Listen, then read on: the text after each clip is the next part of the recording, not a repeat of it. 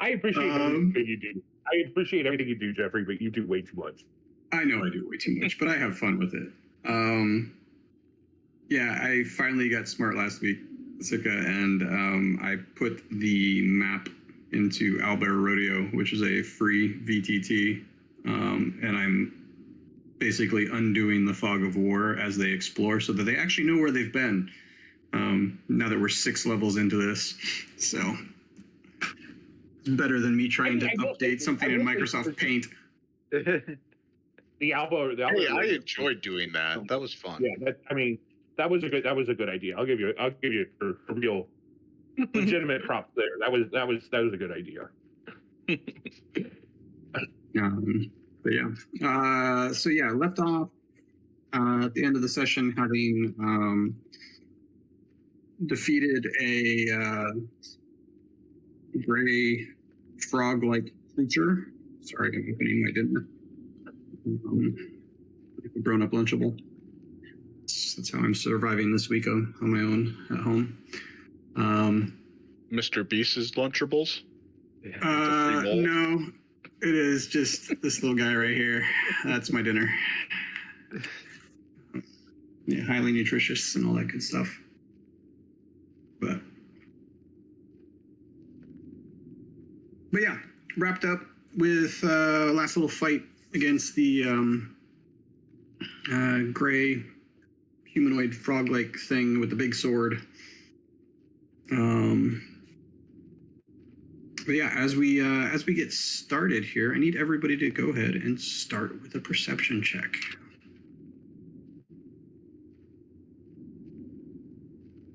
Begin with the perception to it. Oh, mine might not come through. Because I didn't. Mine definitely didn't. I got a 5. Yeah, I'm gonna lie and go the other way, and I got a 19. I don't think it's gonna make much difference. Morgan's got a 9. All right. Yeah. Okay.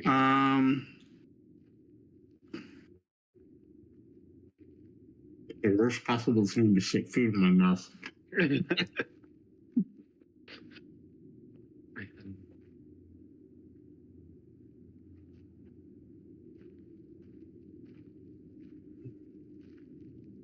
I apparently just hit my step goal sitting on my ass. That's pretty cool. There you go. There's a you guys have watched Taskmaster before, right? Or seen clips of it? I'm aware of it. Okay. It's a British game show, and they have like do all kinds of like stupid tasks and stuff. One of them is to like get the most steps on a step counter. And this woman cannot get it through her head. One of the contestants just does not get it through her head that she has to like actually, she can like do other things other than take steps. And also, she's taking steps in the most weird way because she's holding on to the step counter as she's stepping, so it's not counting stuff. And she starts like, it's hilarious. Everybody else just like picks it up and starts like shaking it or like attaching it to stuff that like vibrate and stuff like that to make the step counter goes up. She walks around like she's doing the kid thing where you're riding a horse, trying to get it to count. It's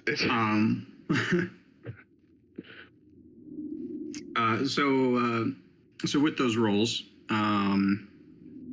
you begin moving on from your last battle, seemingly complete and having dispatched with the large frog-like creature. Finn, as you kind of come around the corner here to these 2 hallways, you don't see anything, but you get a kind of a sudden chill up your spine, and you swear you hear a voice kind of whisper into your ear, "You, my darling." And seemingly from out of nowhere, you feel 2 quick successive just impacts against your body. Uh, first one doesn't do any damage, but completely throws you off guard. The second one also misses, but you, as the second one kind of impacts your armor, somewhat ineffectively, you briefly catch sight of something in the dust before it disappears again. It said what? What, my darling? It said you, my darling. okay.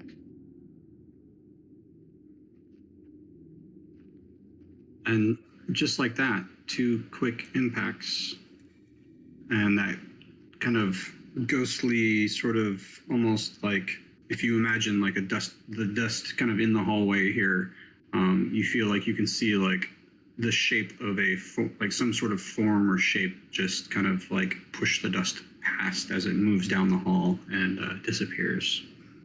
To the south or the east?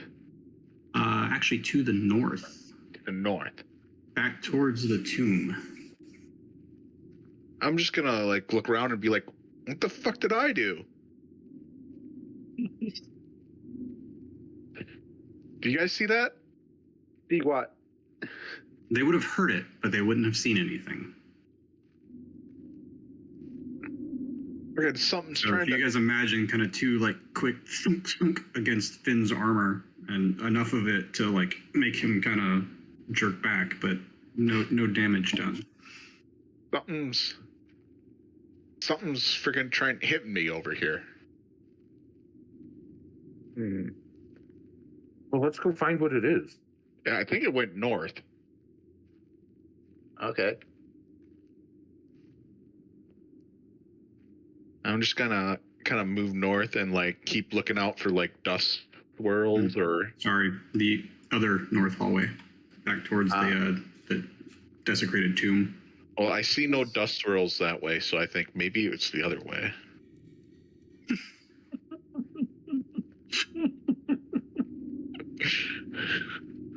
I'm looking out for dust swirls. Yeah, you move back into the room, and there's the the light coming from the 6 quartz pillars.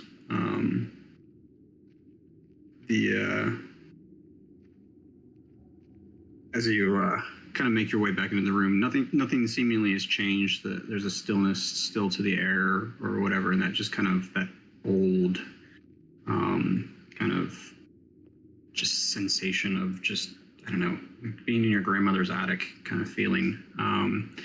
But as you move into the room, once again, a familiar voice kind of rings through your minds and says, "You've done it. Hunted by unseen entities, you found the tomb of Malaire, the ancient king and lord of Undermountain. Now what?"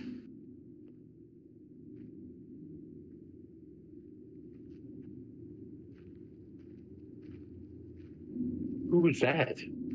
It's Alistair's voice. Alistair.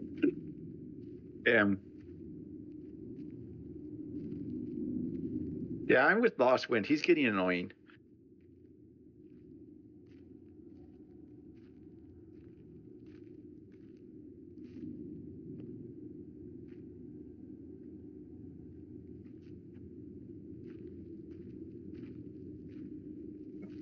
Alistair's voice kind of like passes off through your mind, and the silence kind of settles back in, minus the kind of unsettling crunching of your footfalls over all this armor and discarded gear.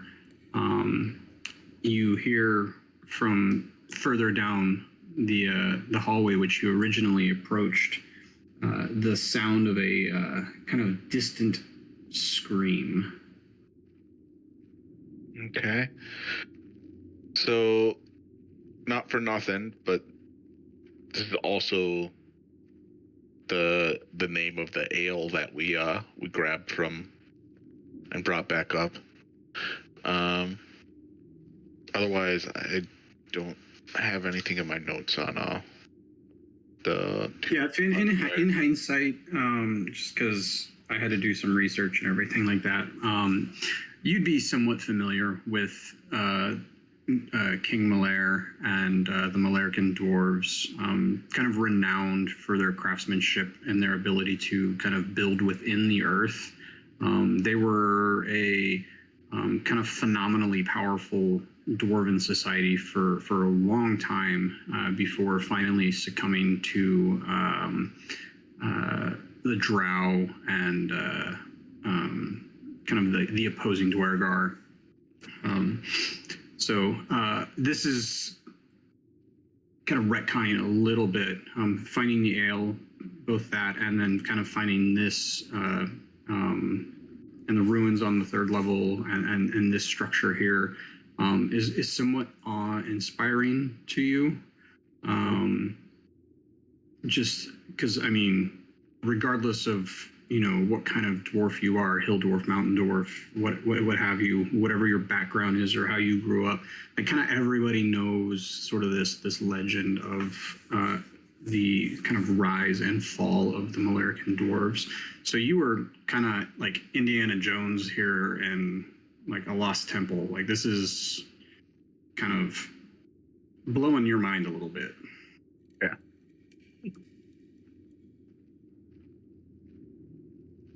This is what happens when I actually do prep.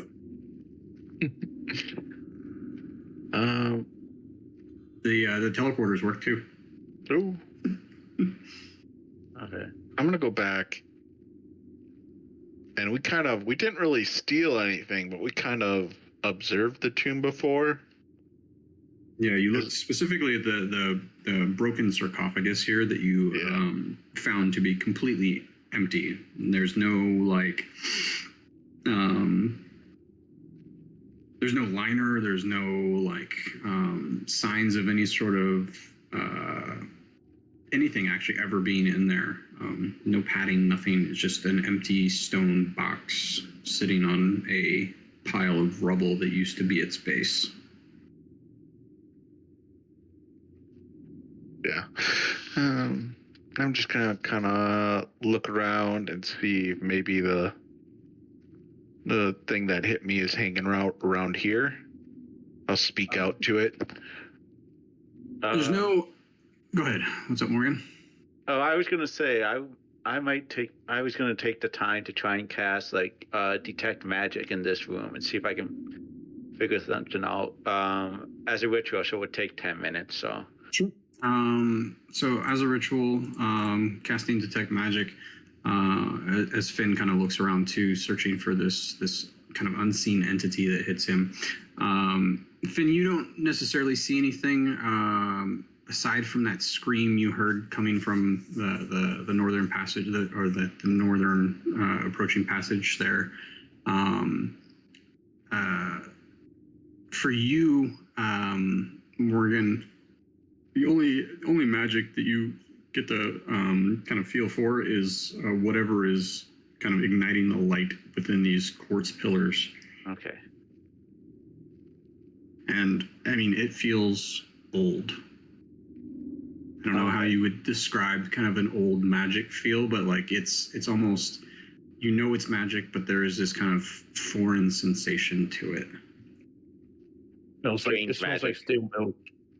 Yes. Okay.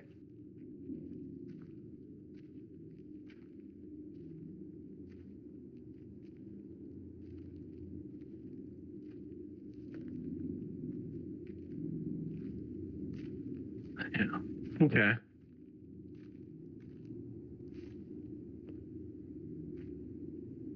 So.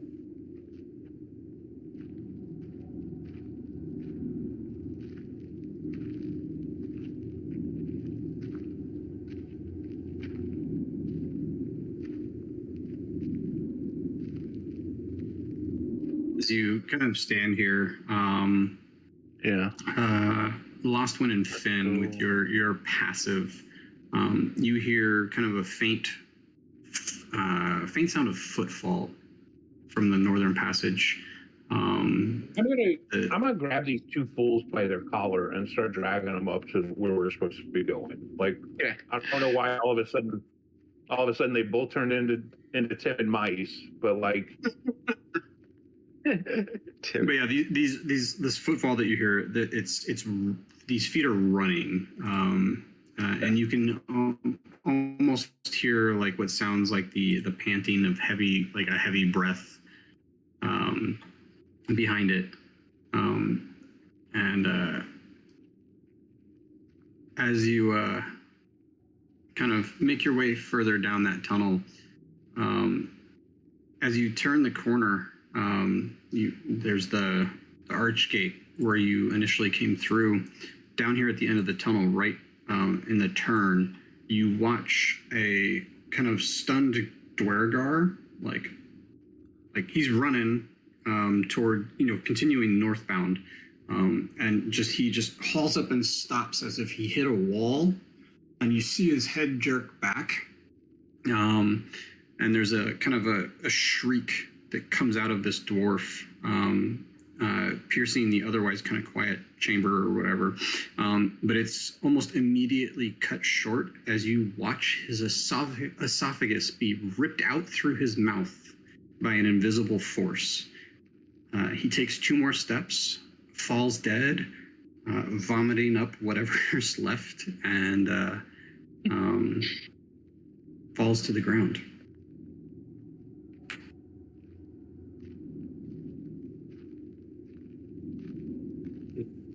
That's not great. Uh-oh. Yeah. That is... Go ahead and roll me another perception check.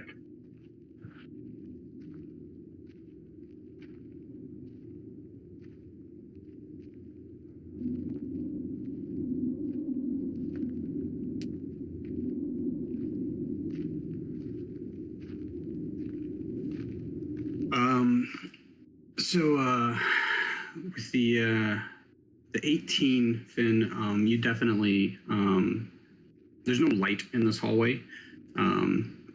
This chamber here is particularly dark. You do see kind of the dust kind of swirling around the dwarf as this whole kind of event takes place.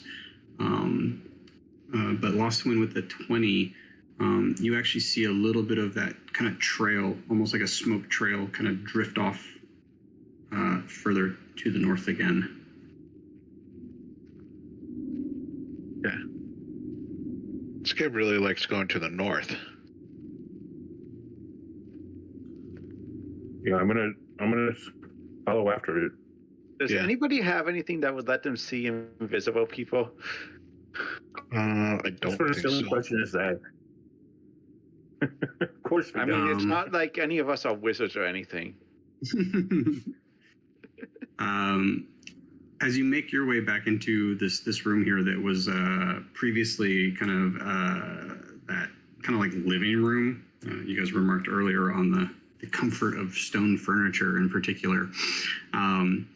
The open doorway to the east, from down that hall, you can hear the sounds of screaming and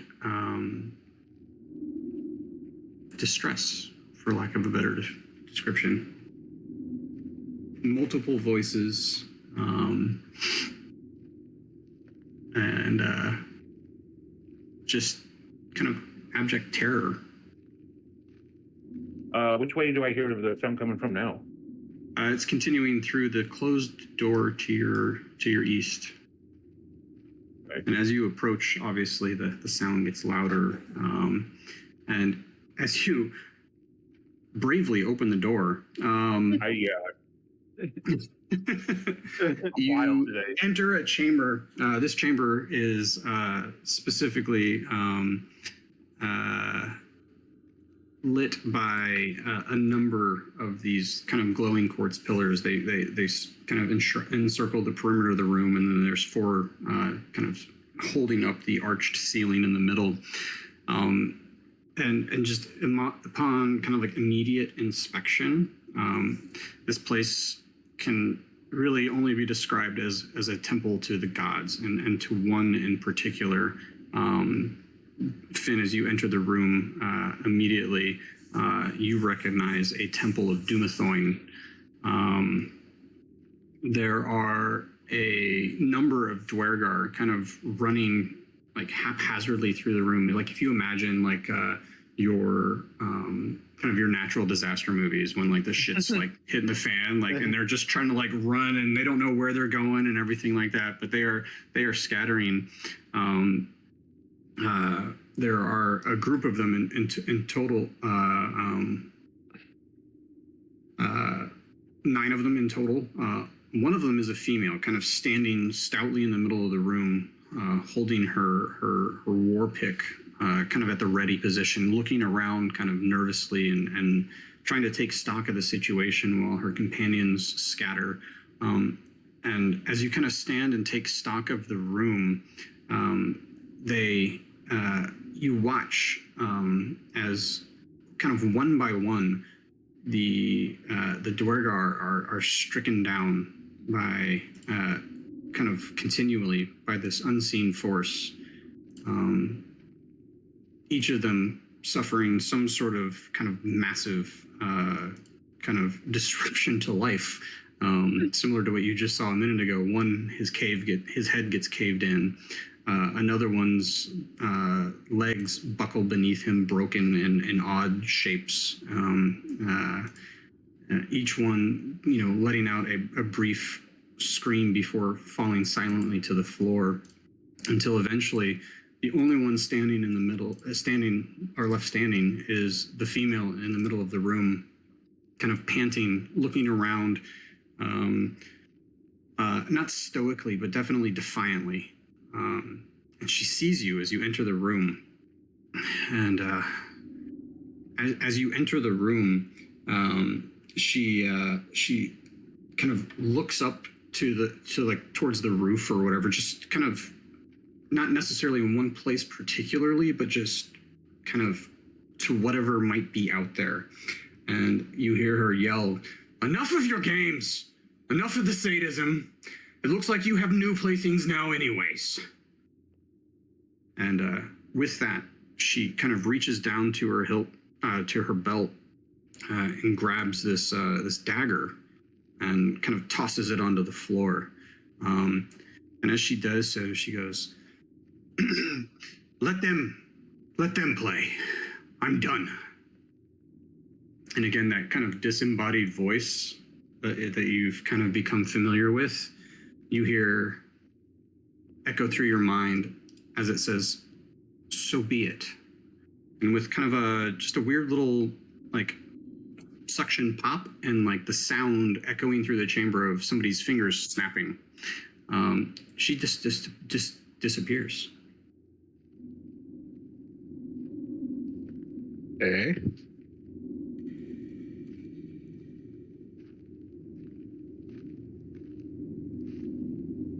Oh.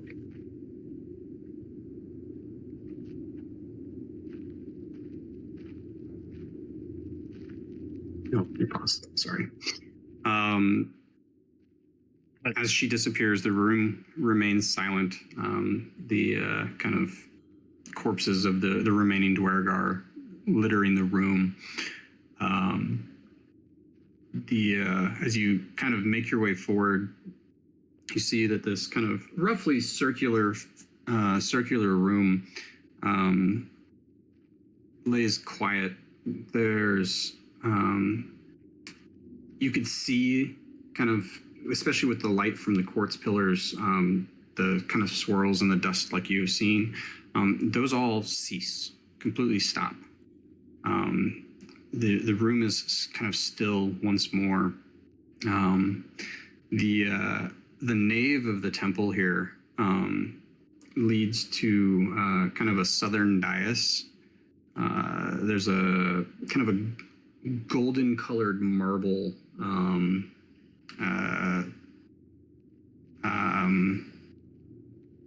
like top to this dais. The steps move up. It's the same kind of hewn stone that you've seen throughout this structure so far, but the platform itself is this golden colored marble.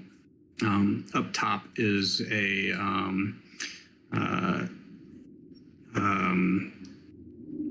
kind of a table, what's the word I'm looking for?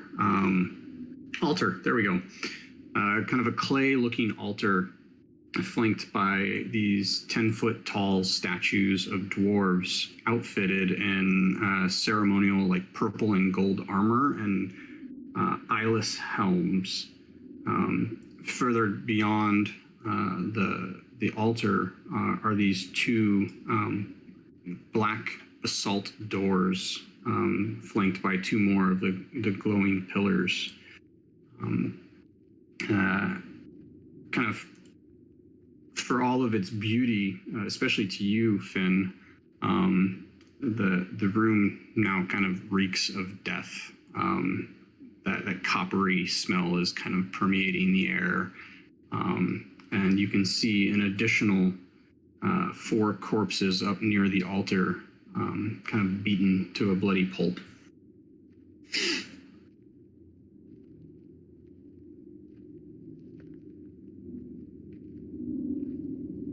Let's go. The dagger that the female dwarf tossed down is sitting right about here. Oh. Hey, guys, a dagger. Does it match the description of the dagger we've been looking for? It does, as a matter of fact. It seems a simple dagger upon initial inspection. It's got a sawtoothed edge, and the only thing that really kind of makes it stand out in any sort of remarkable way is a black pearl nested in the pommel, and then the symbol of Azrok's Legion kind of etched onto the leather wrappings around the grip.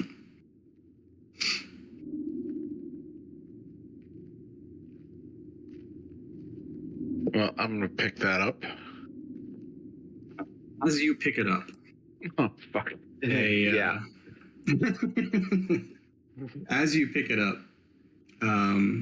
the world, for all three of you, the world seems to just like cave in on itself.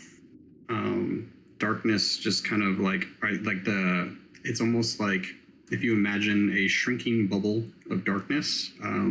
You can actually see like the quartz pillars on the outskirts of the room slowly kind of fade out as this thing shrinks in on you until the three of you are kind of standing in the middle of this dark bubble, and then kind of suddenly with a whoosh, no sound, no like audible physical sensation, but like your brain is trying to put some sort of sensation to the experience. The world kind of all of a sudden stretches back out into this cold stone pasture for as far as your eye can see. And directly in front of you, there is a freestanding wood wall upon which hangs a portrait of a wizard whose eyes kind of shine brightly, not in glee or joy or happiness, but very much madness. And below the portrait, in a high-backed chair, reading a thick book, is the same man that's in the portrait.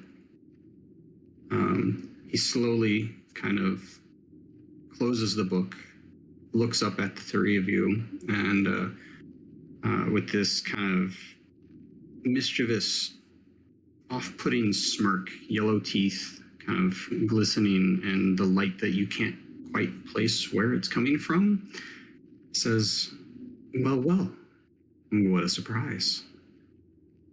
This is certainly a first for the production, but sure, why not? Let's shake things up. As he spreads his hands across his lap, he continues. So the rules of the game are simple. Die, and you lose. Win, and you get your freedom. And a wish. And there's a bit of an accent on that last word. Anything you can imagine. And to win, all you have to do is reach my lair. You've made some unwitting progress already, but Trust me, there are 23 levels of this delightful madhouse of mine. He looks past you, like he's not kind of thinking or anything, but he seems to be focused on something behind you off in the distance. And suddenly what was a kind of rough dwarven accent morphs into that of like a stage director, kind of almost formal, kind of rounded vowels and soft consonants. And addressing somebody, you're not sure who, he says, "The game has been set, the stakes raised. Ladies, gentlemen, fiends and friends, give it up for our new contestants on this revised season of Dungeon of the Mad Mage. Might they brave the horrors of Undermountain and emerge victorious."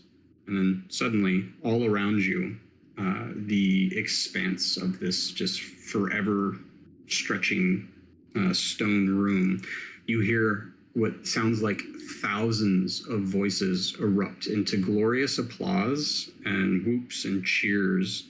You hear taunts and praise. You hear, surprisingly, your names on the lips of thousands of voices. And you start to wonder, what in the hell have you gotten yourself into? As he continues to address whatever it is beyond you, he smiles broadly, looks up, and says, and with that, we'll be right back after a word from our sponsors. And This guy's got sponsors? We should have thought of that. there's that same quick pop, that like finger snapping pop, almost like the, when you stick your thumb in your cheek and make the the popping sound or whatever. You hear a voice, not sure if it's Hollister's or what, but another voice kind of echo through your head. "Adversity lurks around every corner. Welcome it, conquer it, never shy from adversity. Meet its gaze and just do it. Undermountain Dew, do the do." And you find yourself standing back in the...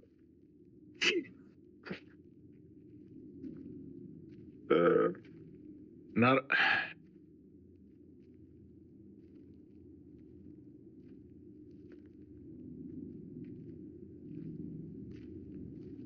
Guys, we're in a bad game show now. I mean, I know this really isn't a time for it, but we would have been a much better sponsor.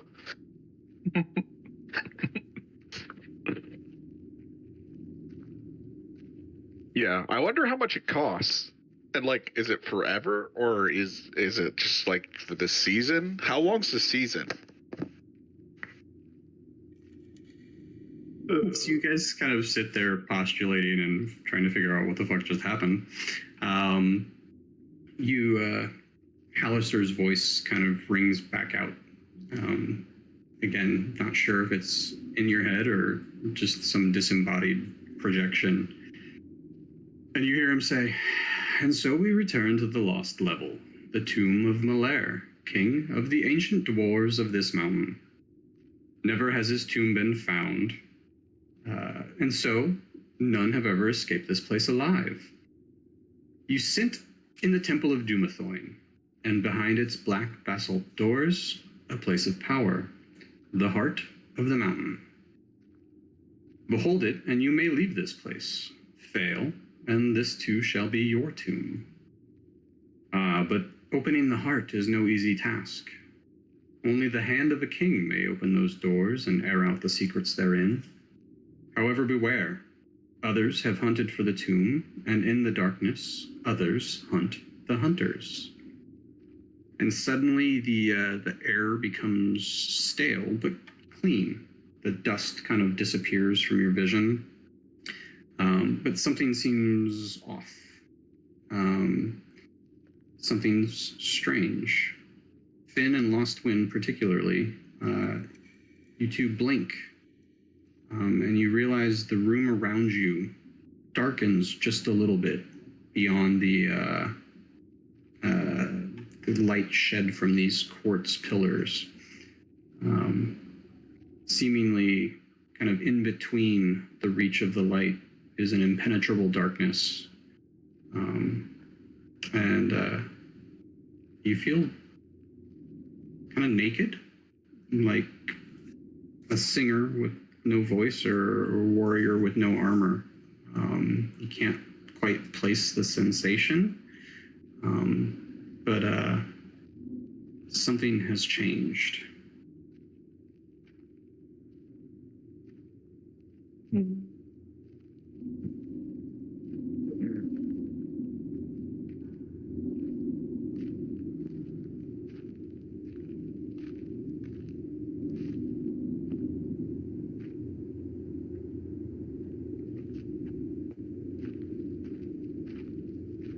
Okay. The lights dimmed. So where's this heart of a champion at? So he says beyond the basalt doors, which are down here. Finn, you know the term Heart of the Mountain. You don't know exactly what it is, but it's this kind of to the south. But it's kind of spoken of in legend, especially the legends surrounding the Malarcan dwarves and King Malair himself.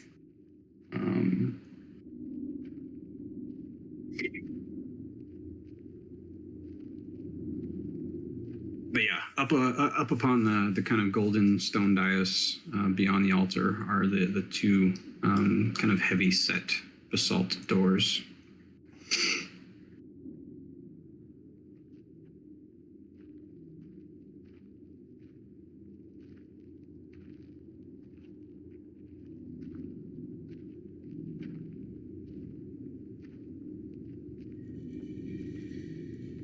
Okay, so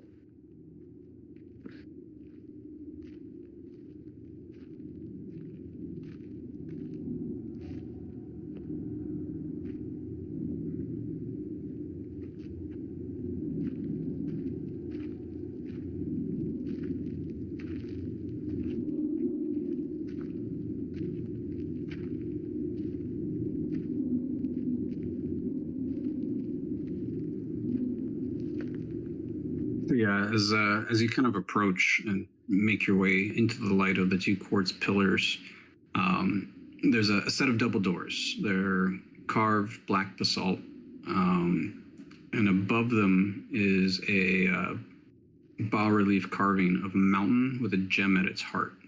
Finn, you recognize this as the symbol of Dumathoin. The doors are kind of like this matte black color. And they seem to kind of absorb all light, to include that coming from the quartz pillars. Like as the light kind of shines off the pillars, it just stops as you get closer to the doors.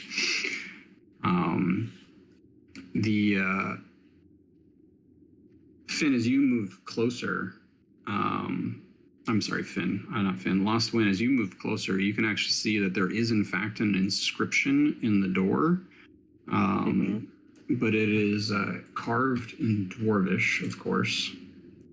Sure.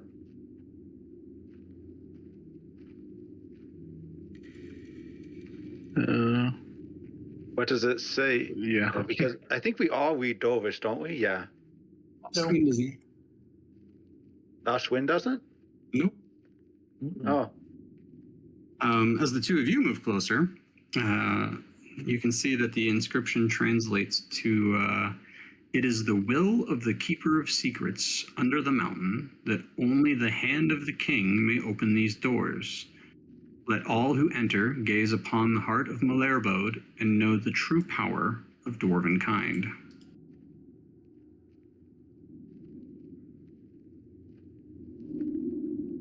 Finn, go ahead and give me a history check. Actually, you can all give me a history check and make it with an advantage.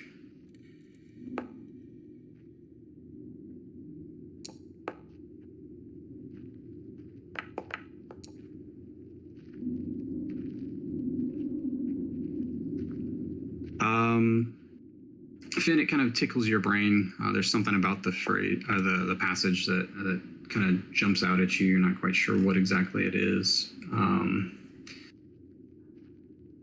Morgan, however, I don't know if it's due to all of the reading that you do in your free time, but you immediately recognize the phrase Malairbode as the name of the ancient dwarven realm beneath Mount Waterdeep, whose underhalls were the foundations of this very mountain.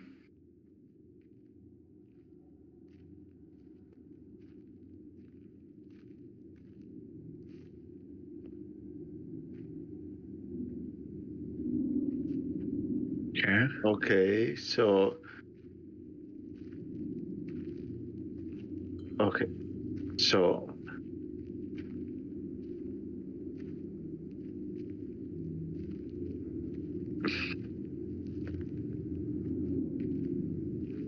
So yeah, there's kind of with that, you have this kind of understanding that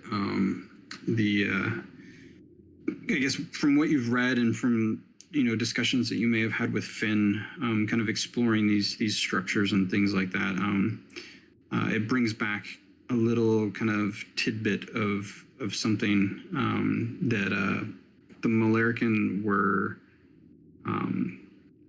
not only devout in their kind of worship of their gods, but in worship of the earth as well. And they would undoubtedly do kind of produce something to honor what they thought to be the kind of like literal heart of their domain. Okay.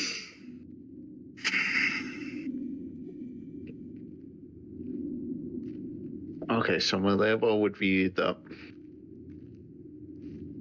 out of it. Okay.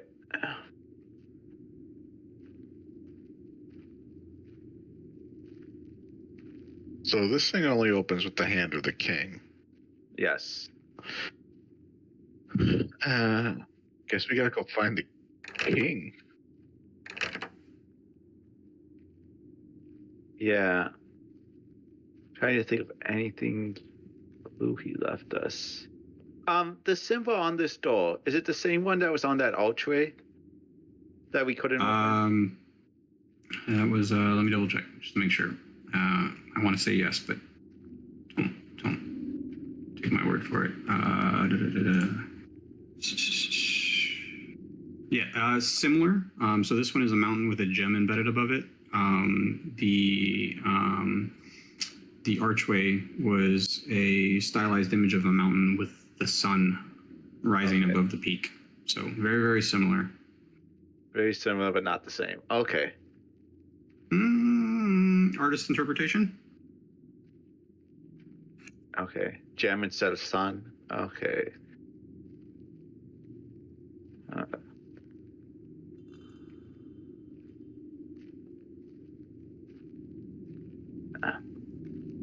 Did somebody actually grab the door? The Yes, locked I did. one did. Oh, okay. So as Lost Wind, as you reach out and touch the door, you hear Hallister's voice say, "That's not the hand of a king, but this might be."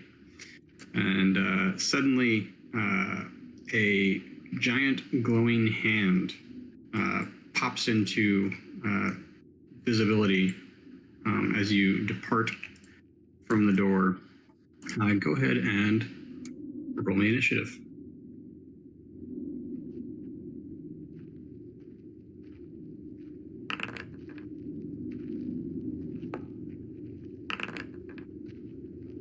Oh, look, everybody's came through for once.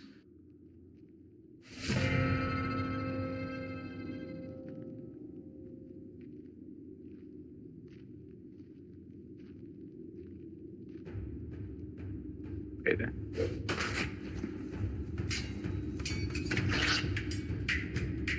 So only the hand. Okay.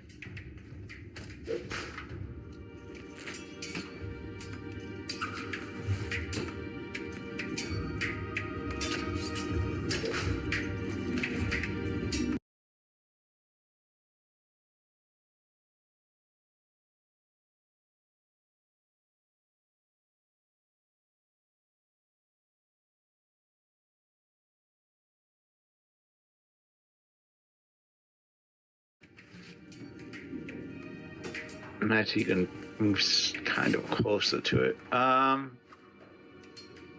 think I'm just going to cast Ray of Frost on it.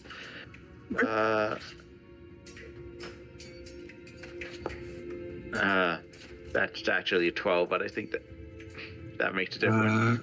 It does not. It does not hit. Your ray of frost just basically goes right through this giant glowing hand. Okay.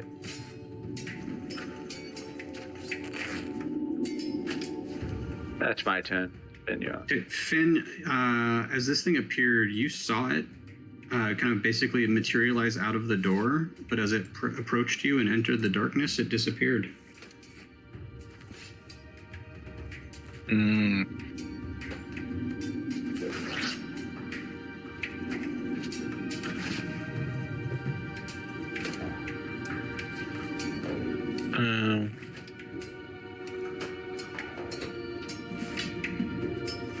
I'm gonna step out of the. Maybe I'll step.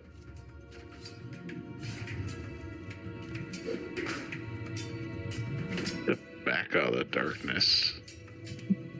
Maybe lure it out over here.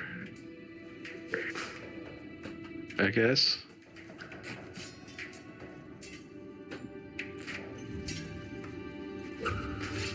Can't see it. I can't do anything to it. That's And I could see it, but the Yes, you could see it, Morgan. that is okay. That's my turn. interesting.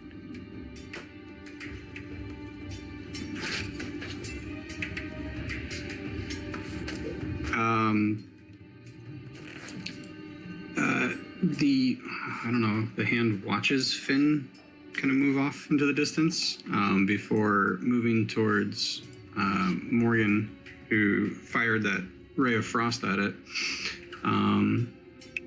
It basically just kind of floats through the air at you, and you see this giant hand attempt to just grab you. Go ahead and give me a dexterity saving throw. Okay. Cool. Oh, that one was a good one. 22. T2. So yeah, you managed to kind of like dodge out of the way at the very last second as this hand kind of closes around the space that you were in before you kind of like crumple to the floor defensively. And the fingers open up wide again. They're almost lethargic in their movements, but considering the size of the hand, it could just be relative.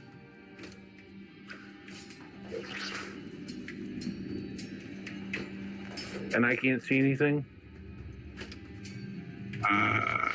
Not currently. You can't even see Morgan up on the dais currently.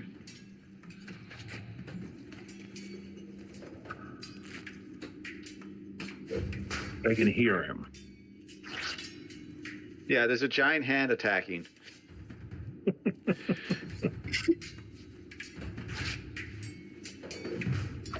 No, I don't see anything.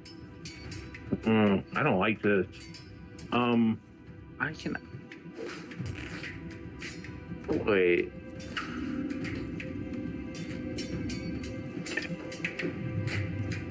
I'm gonna go back here. We'll do a blade song. I don't know what else to do. Hold on. No, I only have one blade song. Maybe we should.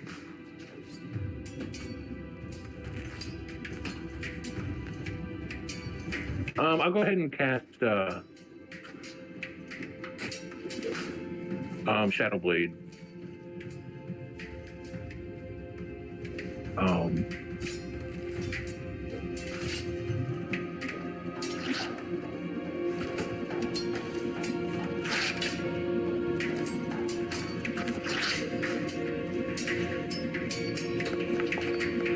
Yeah, I'll just cast Shadow Blade and then I'll hang out there.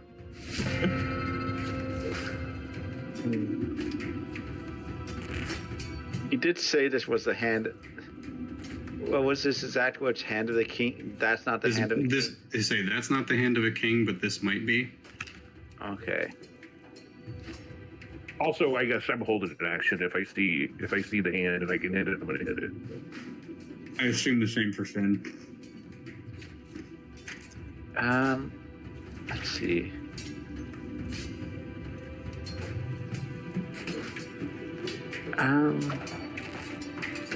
Okay.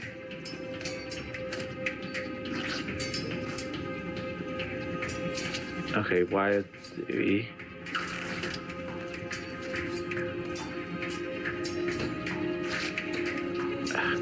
Why can't they see it? I'm gonna.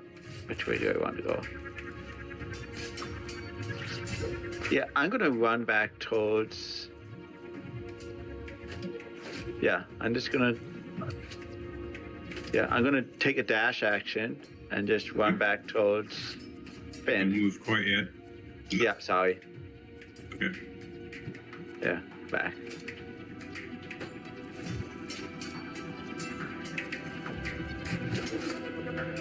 That is a 28 to hit. Yeah, that hits. You take a whopping 27 force damage. Jesus. As you feel this thing, like, no kidding, you like look behind you as you begin to dash away, and you see this thing reach out and like bitch slap you. Did I just go flying halfway there? Essentially, yes. Okay. Yeah, what was that? That was like 55 feet, right? Yeah, it was like right there. 50, 55. Okay. Yeah. Yeah, I think I'm just gonna. Yeah, that's gonna be my turn. I want to see if I can do it that way.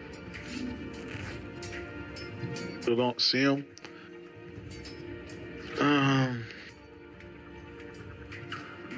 The only thing you can see here is the sound of a smack from up on the dais.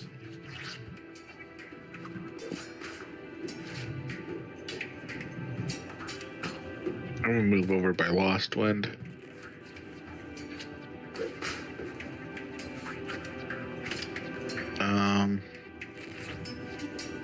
And I'll ready a hit with my mace if he comes.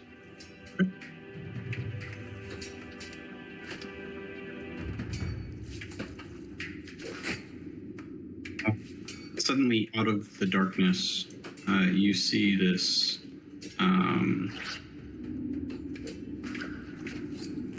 disembodied giant hand flying after Morgan, where it once again attempts to grab him. Morgan, go ahead and give me another dex saving throw. 18 this time. Okay. Whether you just happen to strategically trip after being hit or what, you're not quite sure, but you manage to once again evade the grasp of this hand. Wind, you are up. Any chance I got an opportunity attack there? Yeah, you did.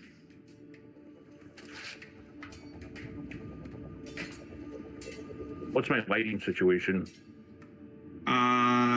You would have caught it. You would have been able to see it as it went by. But I mean, if I'm in dim light, I get advantage on my attacks. You are in dim light, actually.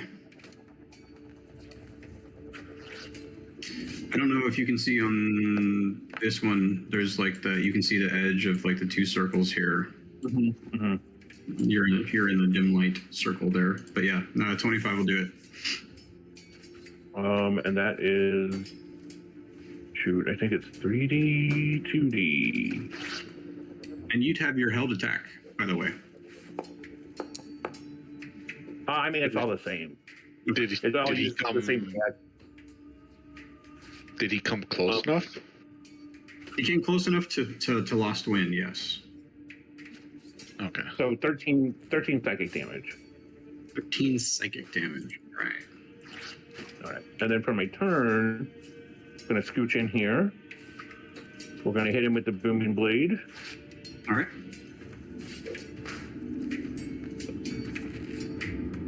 We got rolling with advantage. So we've got. That'll do.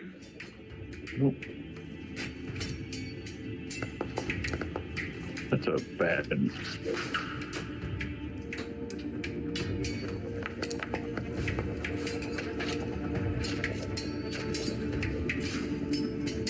So that one is going to be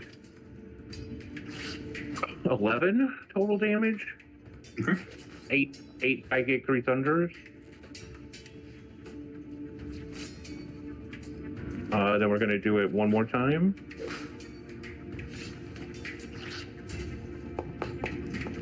The 25 hits again, right? Yes, it does.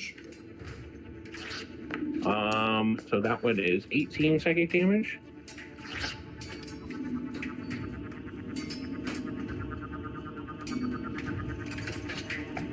And then, let's go ahead. Go ahead and action surge. And we're going to booming blade again. Okay. Oh, nice. Very nice.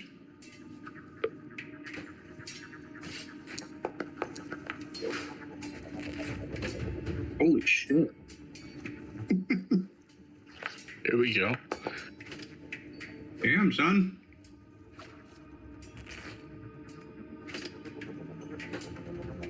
So that is 29 psychic, 10 thunder. Psychic and 10 thunder. Yep. Okay, well, surprisingly enough, with that, the hand erupts into a burst of violet light and disappears. I had one more left.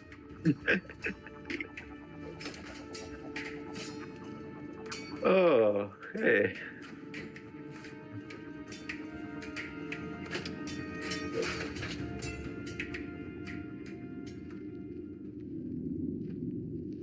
$66. And I helped. That's okay. I just ran around and got hit. Lost Wind, I think, yeah, Lost Wind literally is the only one that did damage.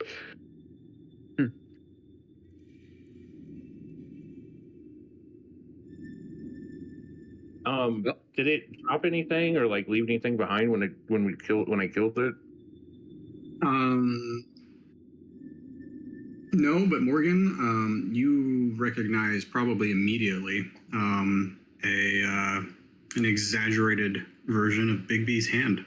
Yeah, that's what I thought it was. Hey. Okay. I don't know if I can do it. Big B's hand. uh,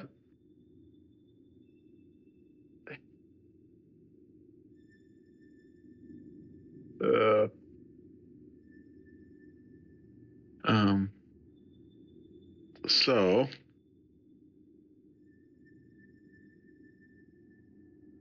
still no Hand of the King.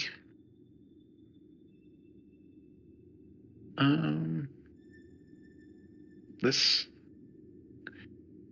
How's everyone doing?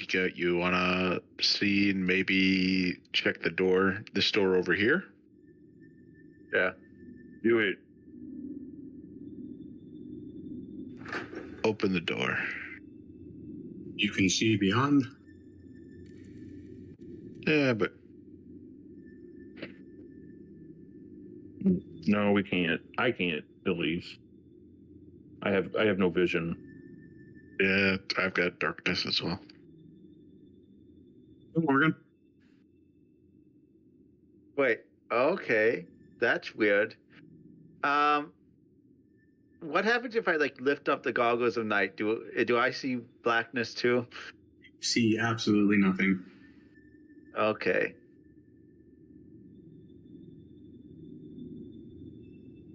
Okay, I put them back on.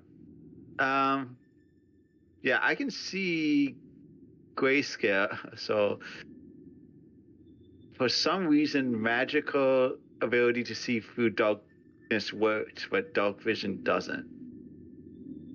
That's what I'm getting out of this. If you guys can't see.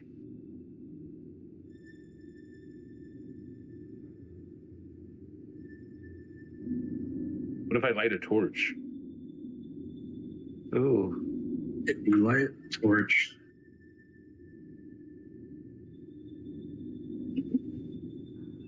Can you guys see now? Mm-hmm. That is. Okay, so there's something blocking normal dark vision in here?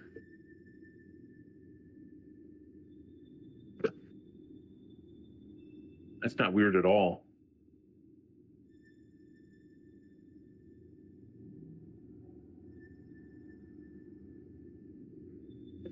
Oh, Lost Wind? What do you think? I think we're gonna go up.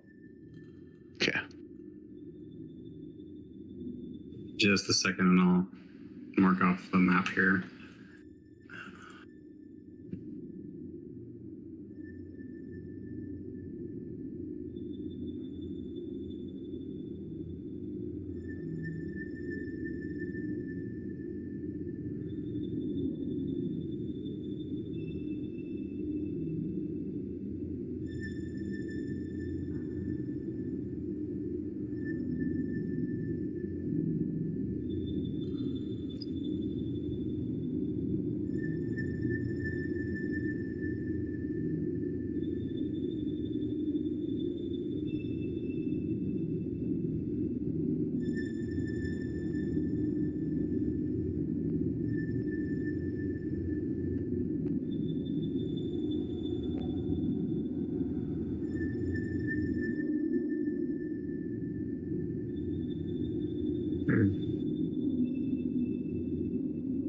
Okay. All right, I'm gonna open this door. All right. Moving into this room, you see what appear to be 7 empty alcoves along the walls. In the middle of the room is a white marble bed. The kind of corner posts are carved to resemble dwarf warriors standing at attention. At the foot of the bed is a stone trunk with the lid thrown open, and the legs of a dead dwergar stick out of it. The dwarf's war pick lying on the floor nearby.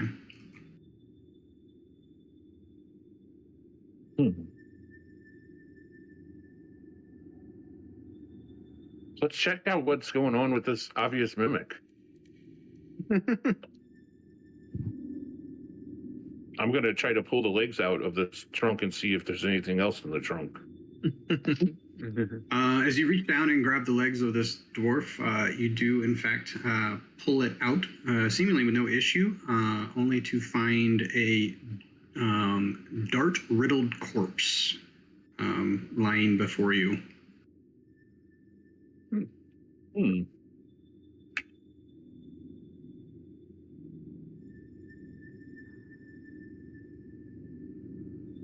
Okay. I put it back in his trunk.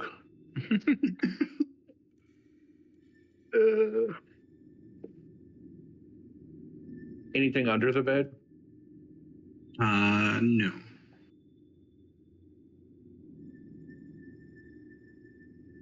Nothing in any of the alcoves with around. Go ahead and give me perception, or either investigation, perception, your choice. Doesn't really matter.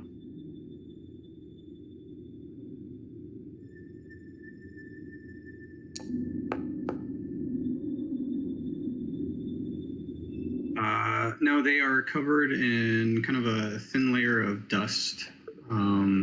They seem to have recently been disturbed, but you're not sure what they contained or what their purpose was. Okay.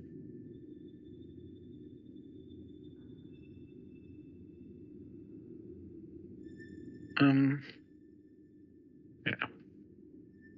All right, guys. Seems like a dead end. Can I go up and lay on the bed? Because that seems smart. Sure. You do lay on the bed. For a dwarf, you find it remarkably comfortable, if not old and slightly musty smelling.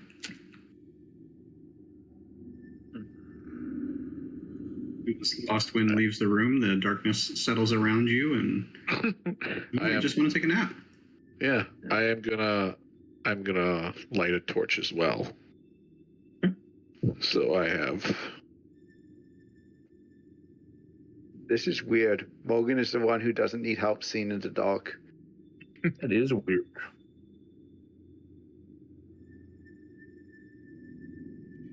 As you make your way down this hall, kind Look of what I off, found. you you hear kind of distantly and kind of at the edges of your perception, the sound of giggles and footsteps.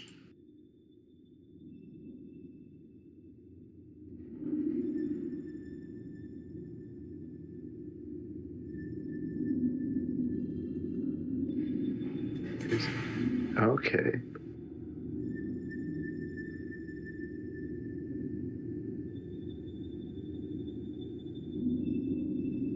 What does this archway look like up here? This room contains two arch gates. The northern one, Morgan, is decorated with inlaid images of what appear to be dancing goblins, and the letter D, Delta, is carved into the arch's keystone.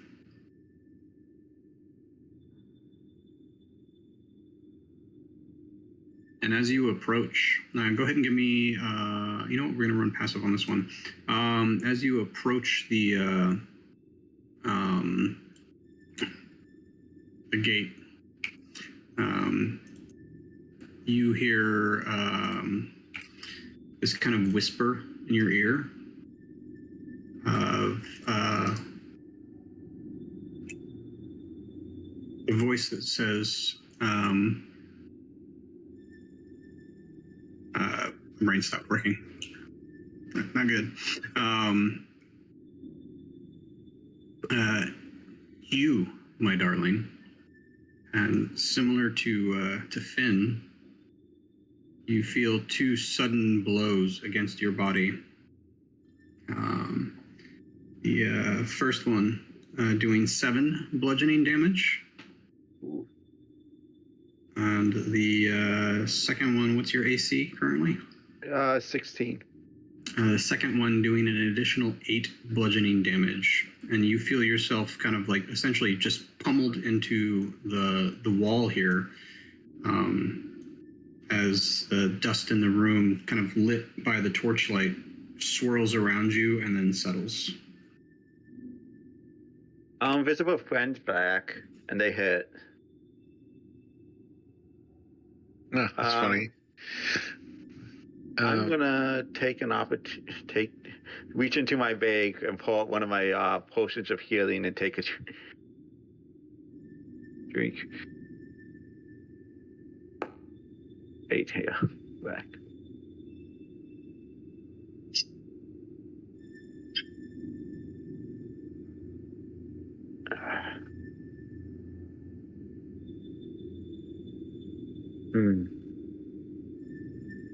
To go stand by Finn. From the kind of essentially middle of the room here, you can see the southern gate as well. The one in the south, the sides of the gate are carved in the form of scantily clad elven women. Actually, I'm sorry, one male and one female, holding fingers to their lips in a gesture of silence.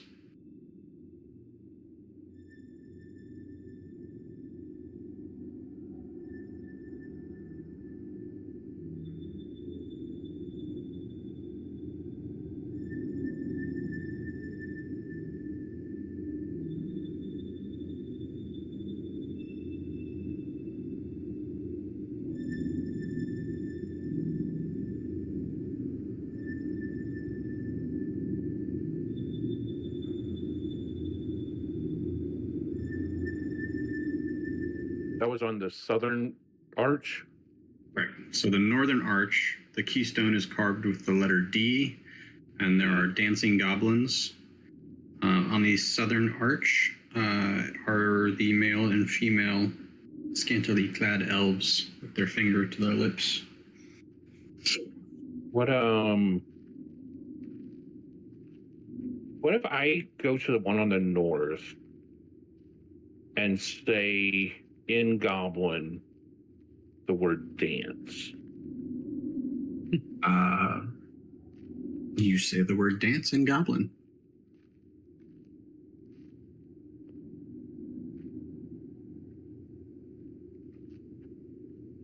Or maybe this is one of those speak friends situations.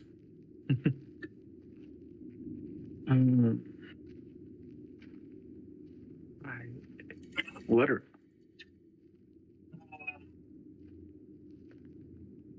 You can make an arcana or an investigation check if you would like. Equally useless at both of those. How about you guys? anybody can, or I can make an Arcana check. Yeah, Pretty good anyway. at those. Okay. I mean, I might as well try. You know what? I'm gonna lose my last lucky of the day and reroll that, just because I think. Oh, so much worse. So that you all kind of search over the gate here. For the time being, however, the intent of this one seems to elude you.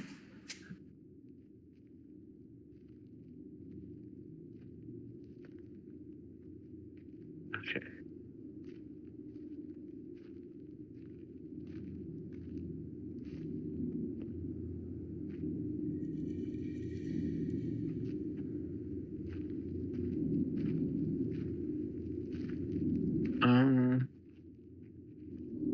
I'm gonna start doing a little dance in front of the northern mirror. See how that does. Seemingly has no effect.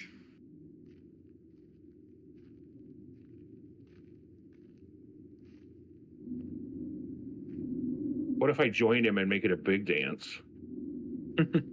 At least you're having fun. Okay.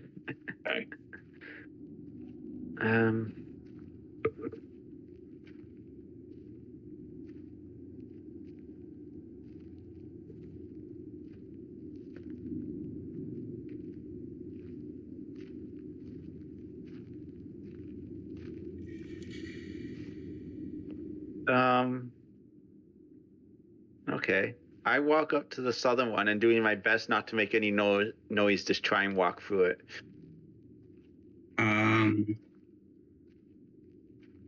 You stumble into the wall behind it. Okay.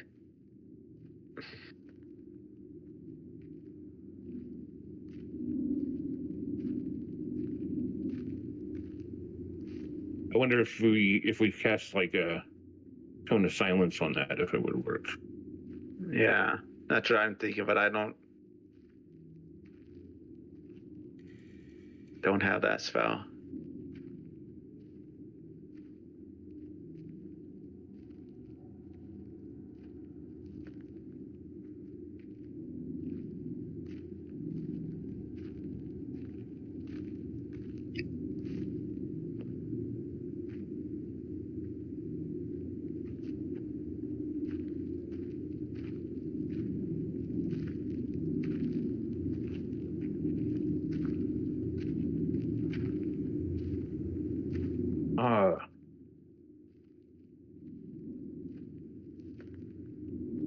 What direction did the giggles come from? Was it like north or south? From the hallway that you came in from the west here, as you kind of came around the bend, as you came around the bend from the north through this eastern passageway, you heard the giggles go off towards the south. Okay. Where'd Lostwind go? Horseman has got impatient. I follow him. Lost Wind, you move into this room here. It is what appears to be one of an interconnected set of rooms. This one has a number of frescoes on each the two kind of primary walls. The stone panels are kind of set into the north and east walls. These ones depict a dwarf who appears to be spending time with his wife and their children and their children's descendants. Okay.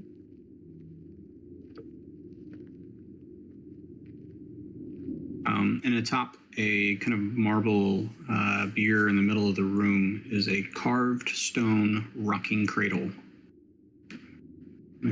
Like you would put an infant in. Okay. So So we made from the found it. softest of stones. Suitable for baby beds.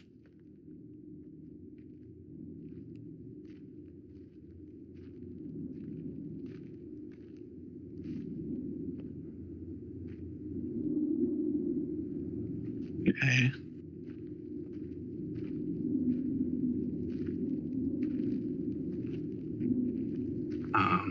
I'm sorry. And inside the cradle is a 2-foot long statue of a dwarf baby. Okay. Okay. Did we accidentally stumble upon a kid cemetery? I don't know. But this next room, there are 6 stone pedestals standing in the middle of this room. Frescoes on the western and southern walls. Each of the pedestals is kind of surrounded by shattered glass. The frescoes in this room show what appears to be a dwarven prospector discovering, and they're inlaid. So Finn, you would recognize this immediately. This dwarven prospector discovering what appear to be veins of mithril underneath a mountain. And sharing his wealth, you see the dwarven words "kith" and "kin" etched above the frescoes. We've heard that before. Yeah. Yeah. I think back in the tomb.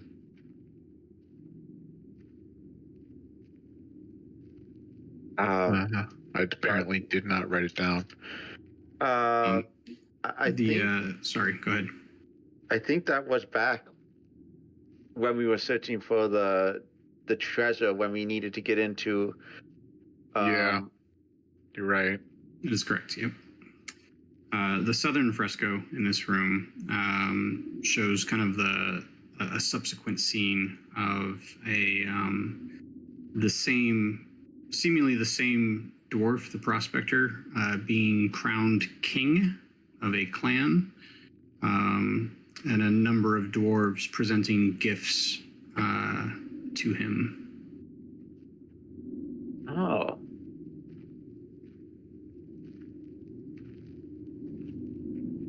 Each of the gifts in the fresco are also kind of detailed out. There's some faded paint, some like inlaid gemstones and stuff like that. But you can see a number of these gifts that include a gem-studded cloak, an onyx smoking pipe, a fist-sized diamond, which is currently still embedded in the wall, a red crystal tankard, and a golden belt with an obsidian buckle and studs.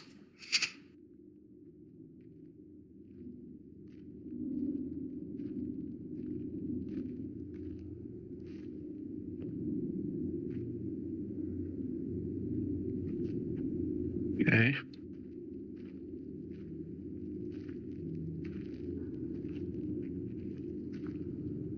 Okay, so the founding of the kingdom, I'm guessing.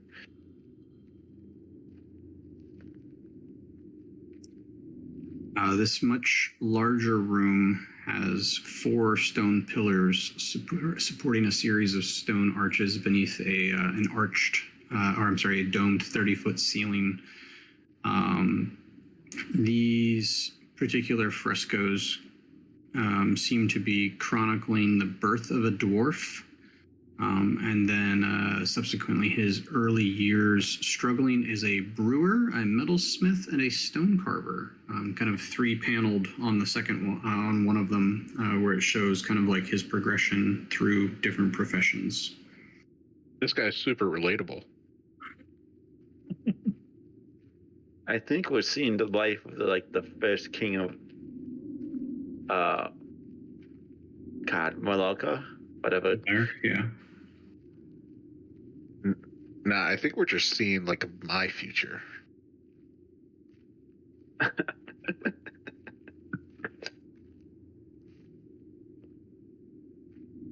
Okay.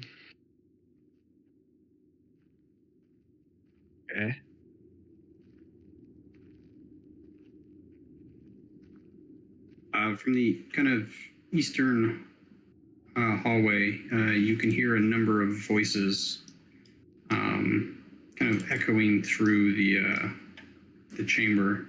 They don't seem to have noticed the light coming from your torches yet, but you do hear kind of hushed whispers in the chamber beyond.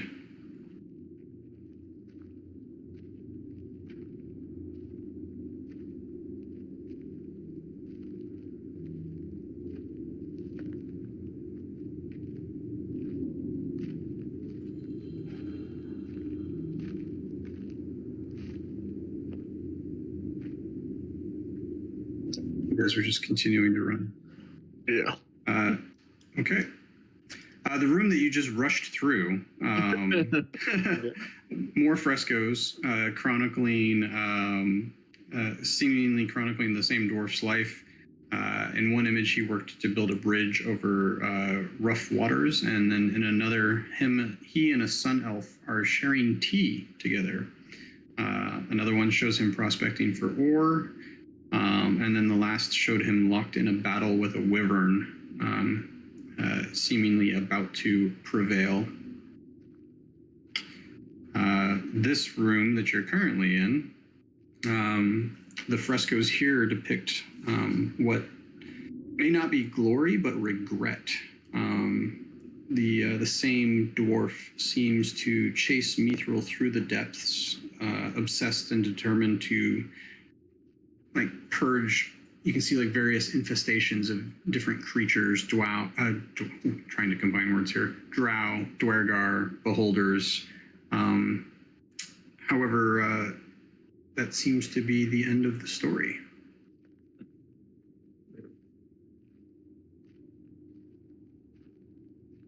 Interesting. Okay, we kind of made a loop here, right? Yeah. You guys want to go back up and see where the other 2 paths lead?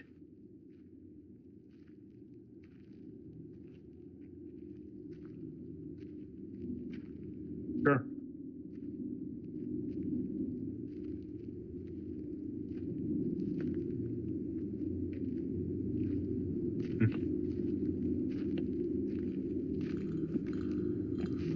Okay, the voices were coming from the east, though, right? Mm-hmm. I'm sorry, the west. Oh, okay. So,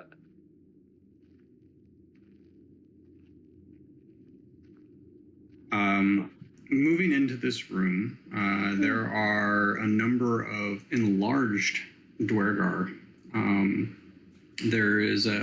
They seem to all be kind of inspecting this lavish carving of a mountain on the southern wall, beneath which a large stylized eye looks down on a line of dwarven warriors.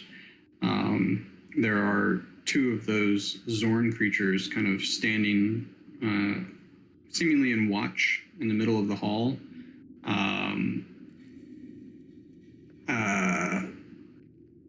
kind of feeding on discarded mithril fragments that seem to have been pulled from some of the other smaller carvings in this chamber. As you kind of enter the torchlight, giving away your presence, they turn, somewhat shielding their eyes, the sudden brightness, seemingly indifferent to you. One of them actually tosses a handful of kind of various gems and precious metals towards the two Zorn in the middle of the room.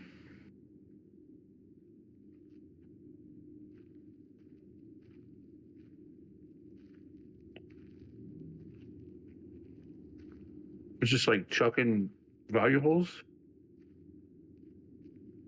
They are kind of, I mean, they look over at you kind of curiously, but at the same time dismissively. They are all seemingly hyper-focused on the carving.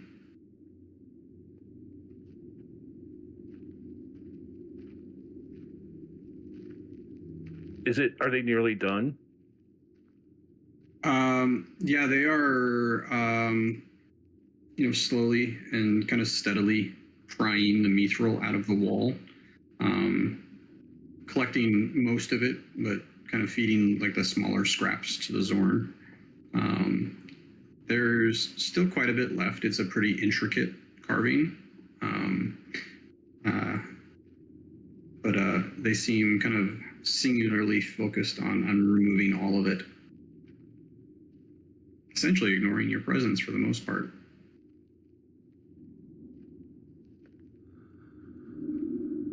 And it's just the one guy digging? There's 5 of them. Oh. They're all kind of working together to try to remove all of the inlay.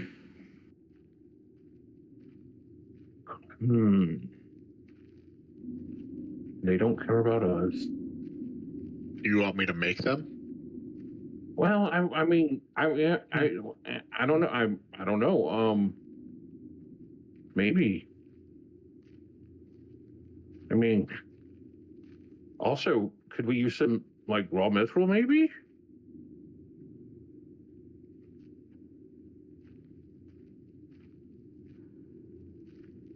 One of them, at that kind of comment, turns around and says, "Everybody could use mithril." And then turns and goes right back to his work.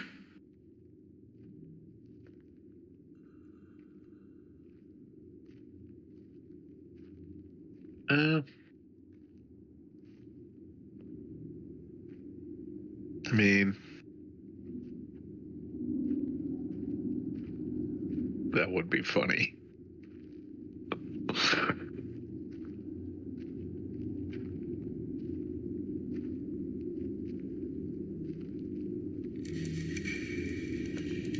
Oh. Well, yep. I guess good luck with that. Watch out for the floating invisible thing that's killing Durgar. And oddly enough, as you say that, you hear this sickening, wrenching noise. And there's a kind of spray of crimson across the carving as one of the dwarves silently falls. His companions kind of briefly look at him and then immediately go back to their work. I did say watch out. They're like enthralled by the painting or whatever, aren't they? Or maybe the 2 beasts standing directly behind them. Oh, yeah.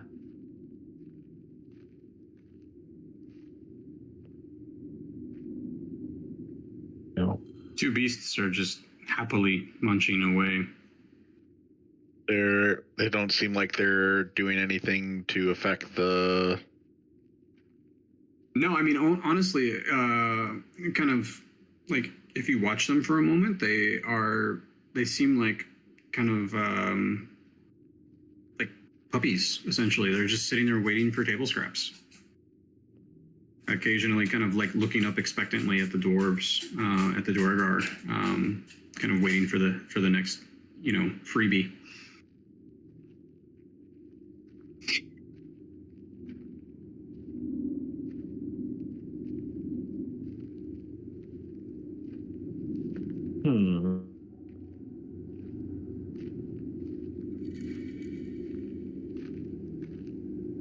Yeah, I really wish we had something. See invisibility or some Yeah, I never fairy took that. fire or something. I never took any of those spells. Wait, let me check.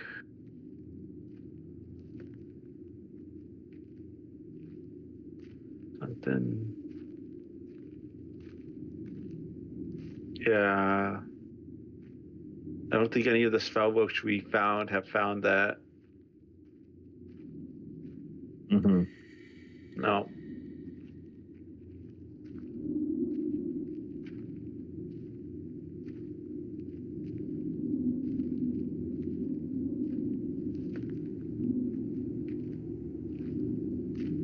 As the pile of scraps starts to dwindle, one of the two creatures starts to turn and kind of look at you expectantly.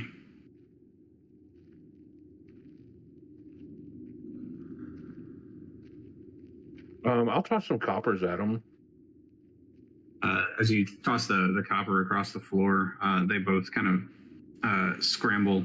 Their kind of clawed appendages kind of scratching across the floor, almost Scooby-Doo style, as they rush after the scattered coins, turning back to their newest snack. I completely forget that these things eat coins. No. I mean, if we're not gonna, let's.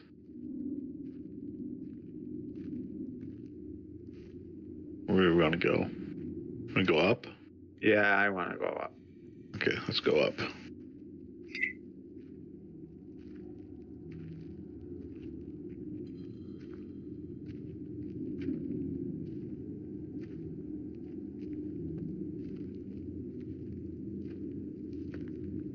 We got a door. And we got More hallway. You want to do it at the store then? Yeah. Ready? Mm-hmm. As you open the room, you see more frescoes, seemingly popular decor in this area. These ones depicting dwarves defending a mountain home against a variety of various creatures and burrowing monsters. There are, standing throughout the room, 5 crude wooden donkeys. Each of them is essentially the body of it is made from a wooden keg turned on its side, and the head and neck made from wood and sackcloth attached to one end. The other end is a tail made from a straw broom. Each of these is held up by a number by 4 wooden pegs, essentially. I hop on one and act like I'm riding it. As you hop on to one of them, it actually springs to life. What? Its head kind of turns back towards you, and it sits there, seemingly waiting for your command. I mean, I guess I'll give it a little a gentle kick in the side and see if I can get it to nudge scoot it forward. Yeah. As you give it a little kick, it begins to kind of slowly trot forward through the room. Oh, look at this, you guys. We have this is too cool. Remember when I said there was a room that Zaxxon would love? Mm-hmm. You have an army of donkeys. I'm gonna get up on one. Okay, Me too. As you each mount your respective toy donkey, similar to Lost Winds, they spring to life. Guys, I think we just started a game. No.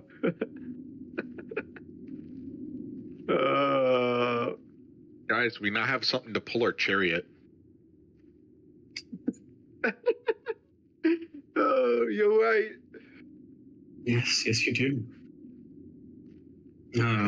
Unless Well, these you guys- magically don't work as soon as we go outside this room. While you guys get situated with your new steeds, I'm gonna go take a quick break. Yeah. I go use the restroom.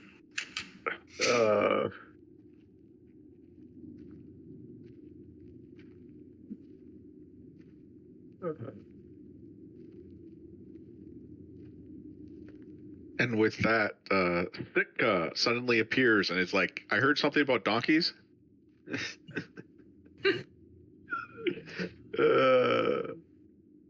She would probably definitely ride one of the donkeys.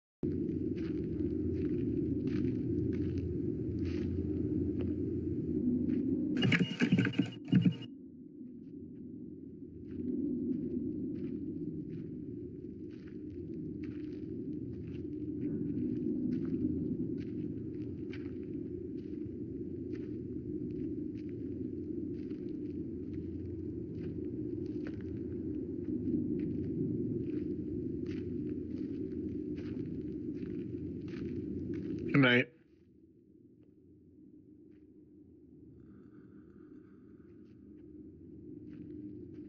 Good night. Good night.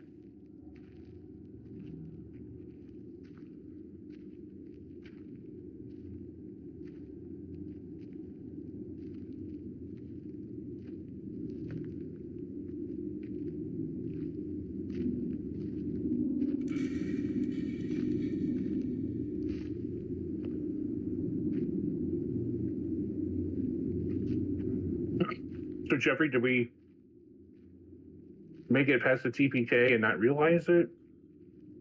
Or is it just like too far along and Brittany doesn't want to stick around to wait to see when we actually get to the TPK? I don't know.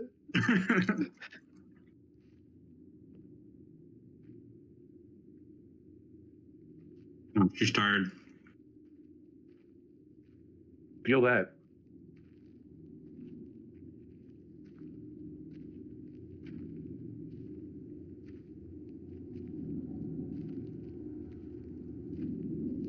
Honestly, today is my back more than anything. What's that? I said, honestly, today it's my back more than anything. I just need to, I just want to lay down. My back hurts.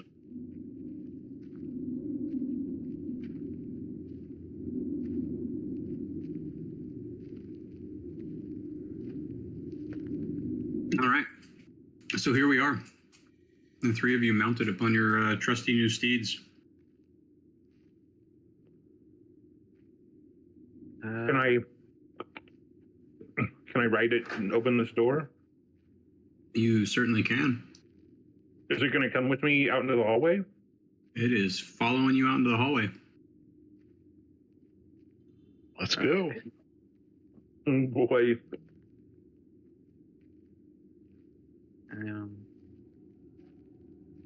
Let's go up. As you kind of make your way up towards this northern chamber, you see a number of the Duergar up there. And as they catch sight of you, as your torchlight kind of comes around the corner, you hear them, hurry before it cuts you down. And they start kind of waving you towards them.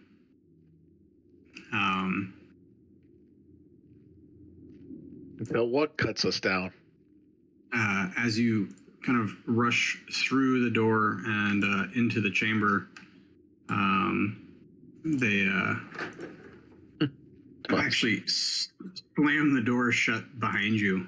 Just moving you. You kind of find yourself standing in this room, kind of odd for where you are, because rarely do dwarves actually kind of put words to paper. So you find yourself walking into what appears to be a library. There are numerous shelves, all of them climbing straight to the 30-foot ceiling. There are like sliding iron ladders mounted to a rail running across the kind of the edge of the roof line, so that you can actually reach all the way to the top. Some of them are scattered about the room, but you find yourself joined by 4 Duergar, all of which seem to be panting, taking kind of refuge in this room.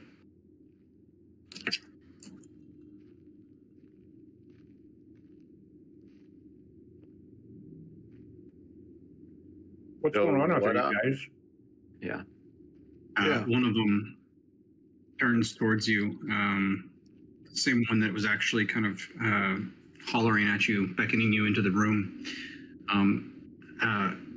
And as he turns, the whole group of them are actually kind of like rifling through the scattered books and scrolls and the various kind of things that have been kind of, fallen to the floor with time.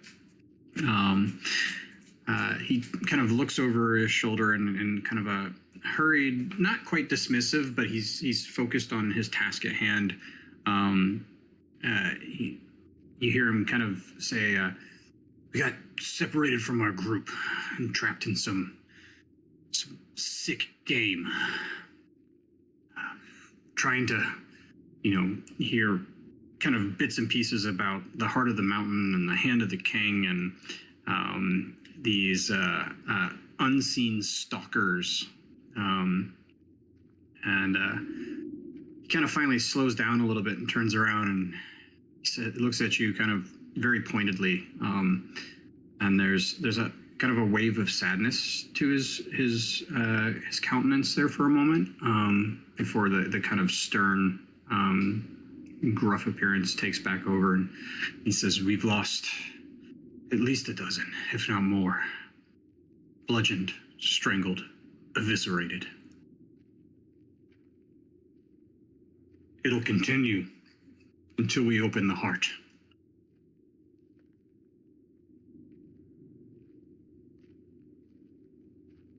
What's the heart?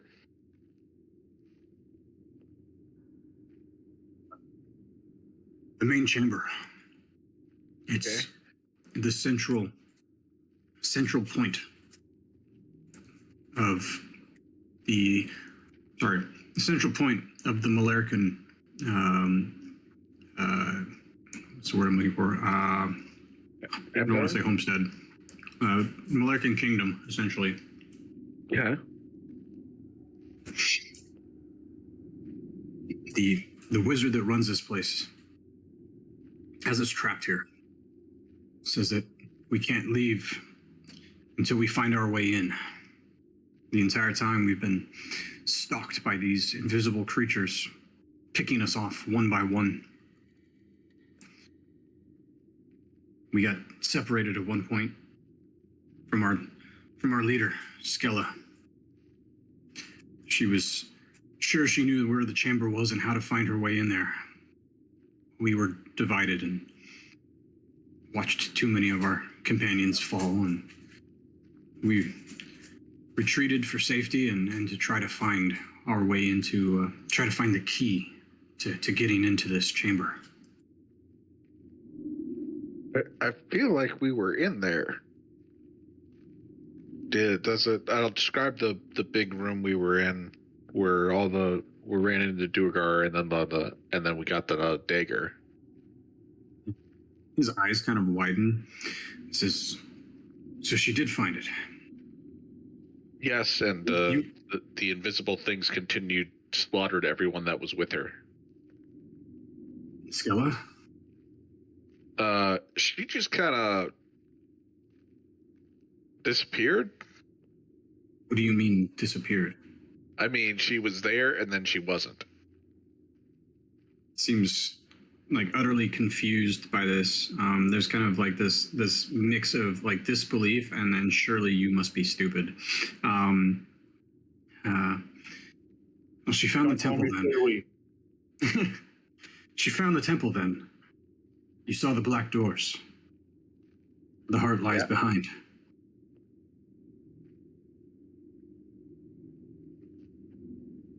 Mm-hmm. Yeah. Mm-hmm. Yes. But yeah,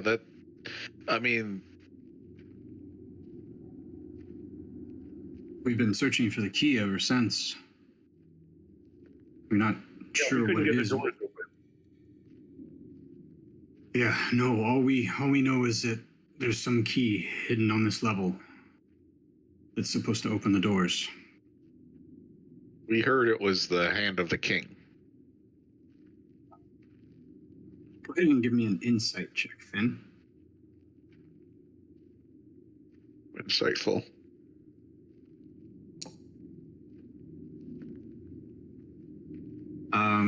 For like the briefest moment, you see what appears to be like a flash of recognition in his eyes, and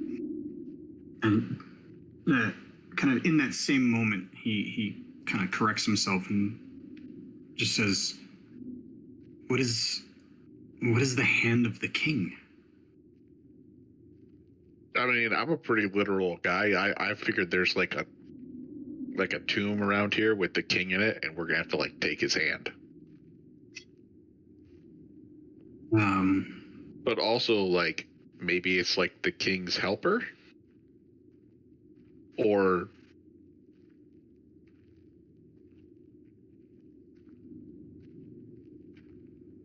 he just kind of stares, kind of not necessarily blankly at you, pensively maybe, and then kind of looks over to his three remaining companions, all of which have kind of turned to kind of observe the conversation.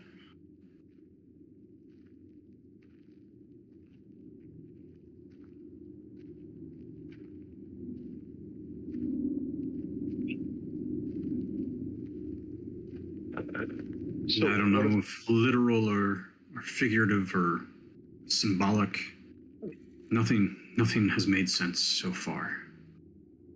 you guys you've been reading all the notes in here, or what? Trying. I figure, what better place to figure out what this key is than an actual dwarven library.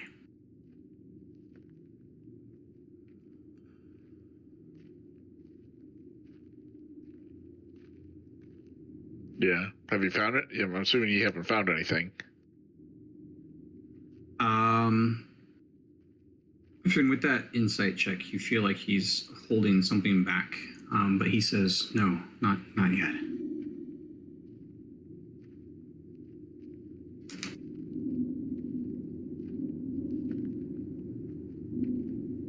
I think I just had a realization. Yeah. What's the symbol? The dagger. What does the dagger look like again? But the Azrok's Legion's kind of like tribal mark on it. It's the I can't remember the color. It's yellow and red. I don't remember which one's which. It's the triangle with the handprint in the middle. Yeah. And they stored the dagger. Is the dagger the hand of the king? I'm going to take out the dagger in front of this guy and look at it. He immediately recognizes it and says, "That's Scylla's dagger." And he begins to kind of like posture up defensively. Like suddenly you gave this story about her just disappearing, and suddenly he's wondering if you were behind that disappearance.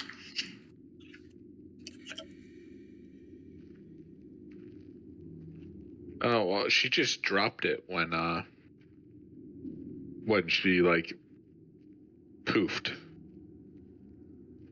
Yeah, she said she had enough, threw the dagger on the floor, and then she just kind of popped out of existence.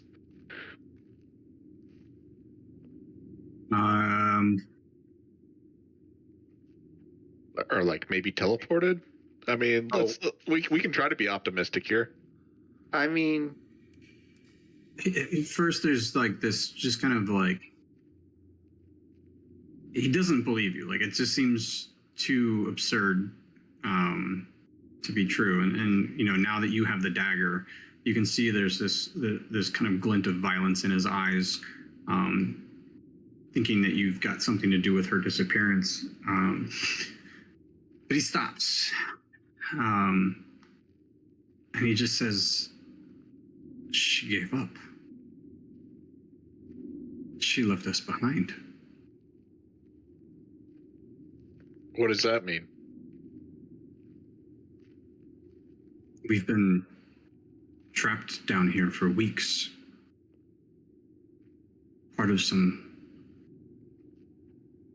stupid games, playthings for the psychotic wizard who runs this place.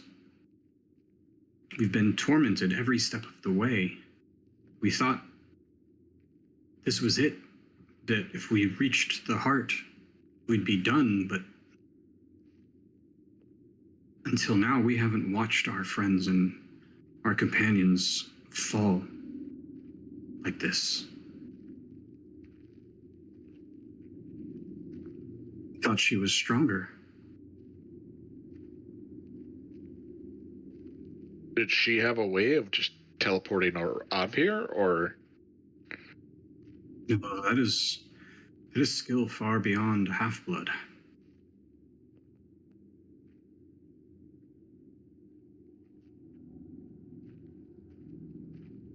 Like, when you say you've been trapped down here, like, weren't you guys just at, like, Skull Port, like, not that long ago? We are allowed the occasional trip to Skullport between challenges, I guess you could call them. Ah. We were given the opportunity to resupply, to rest.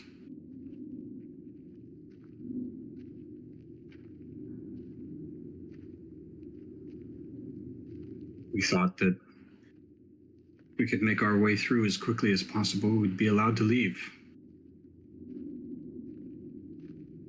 But now we're here, alone with you, and our leader has abandoned us.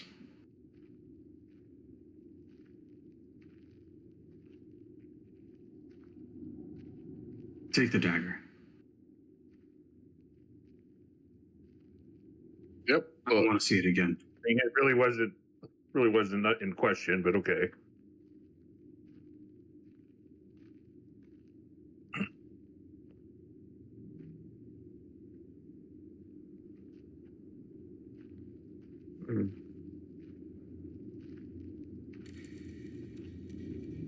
He gets quiet for a moment, kind of seemingly reflecting on his current predicament.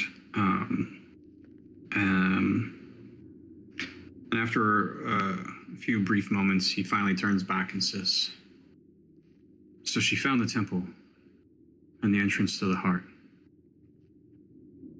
but still not the key. Clearly not the key, because we're still here."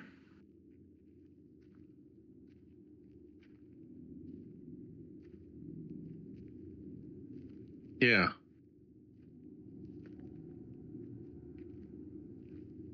He kind of looks around the room, kind of leafs through a couple books and kind of pushes a few scrolls aside, unrolling one of them, looking over it briefly, and says, "Malaire was the king Right. of the former dwarves of the Undermountain.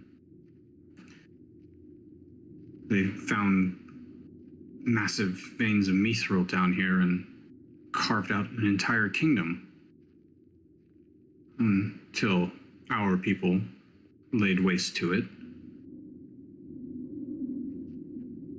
I have found no mention of what this key is, but you say the hand of the king. Yeah, Have that's you seen the tomb? Yes, but there was nothing in there. The one with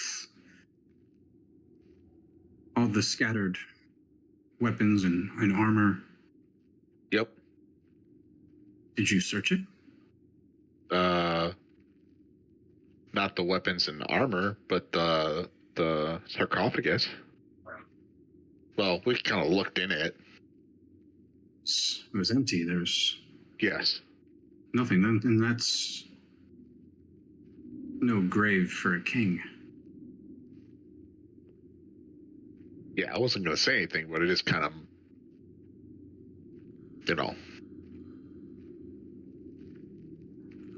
modest.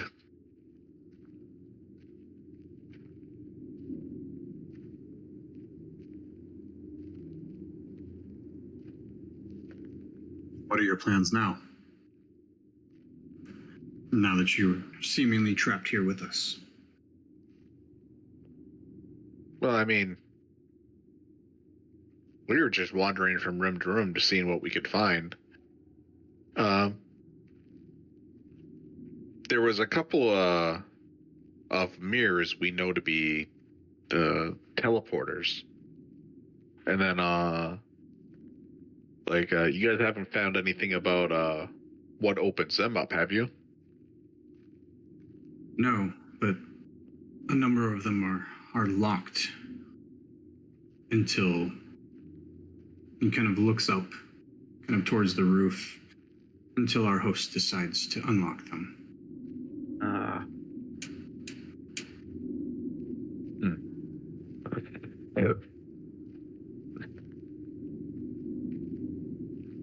Well,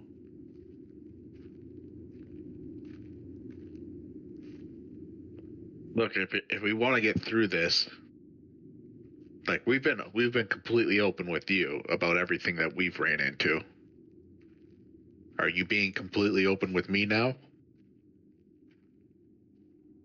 My survival kind of depends upon it at this point. We've been abandoned. We're being hunted.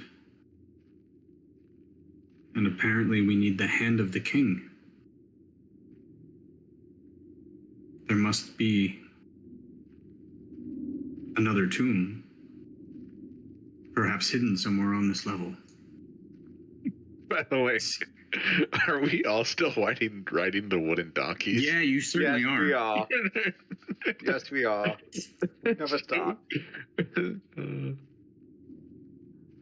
You've drawn a couple curious glances, for sure. Look, it's just easier to get around this way. Yeah, you got to save your strength for the fights. I'm just gonna pull a scroll off the out of here. I'm just gonna start reading it. Like, maybe we'll get lucky. I'm gonna see if I can figure out any kind of like organization or system for the scrolls. See if they're kind of like. You're gonna try Dewey's Decimal System this? Yes, I am. There seemingly is kind of an organizational structure. You can't quite place exactly like what it is. I mean, it's the library. It's potentially thousands of years old here. And some of the scrolls are quite literally crumbling to dust. Some of the books, the only thing that remains is the actual like sturdier covers. The insides have kind of merged into like a single mass of kind of wood pulp at this point. The room is in chaos. Kind of a combination of these Dwargar, searching the chamber as well as just time, and previous potential, visitors, adventurers, grave robbers, whatever you want to call them. But yeah, it seems like there's kind of an organization here, but you can't quite, decipher what exactly it is. Okay.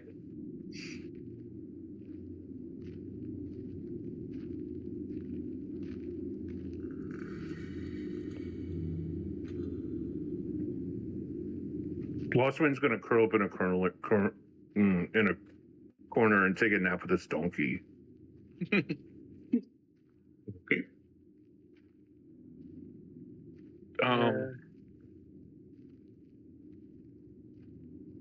Yeah, didn't Finn pull like a scroll off the wall? Does he?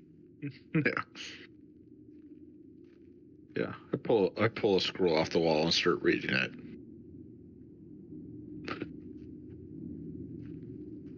The scroll for the invisibility.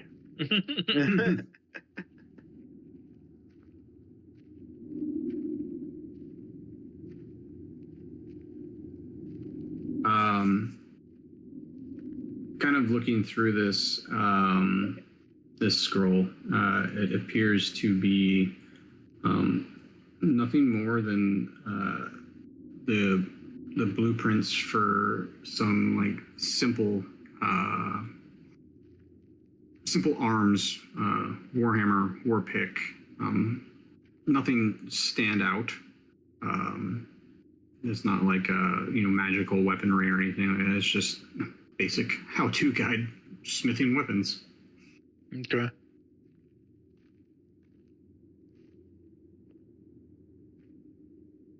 Give me an investigation check.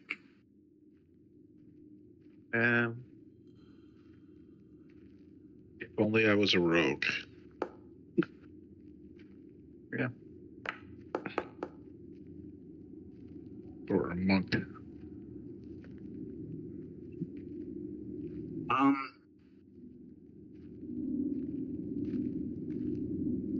Yeah, you kind of work your way through the room, trying to kind of piece together the organizational structure here.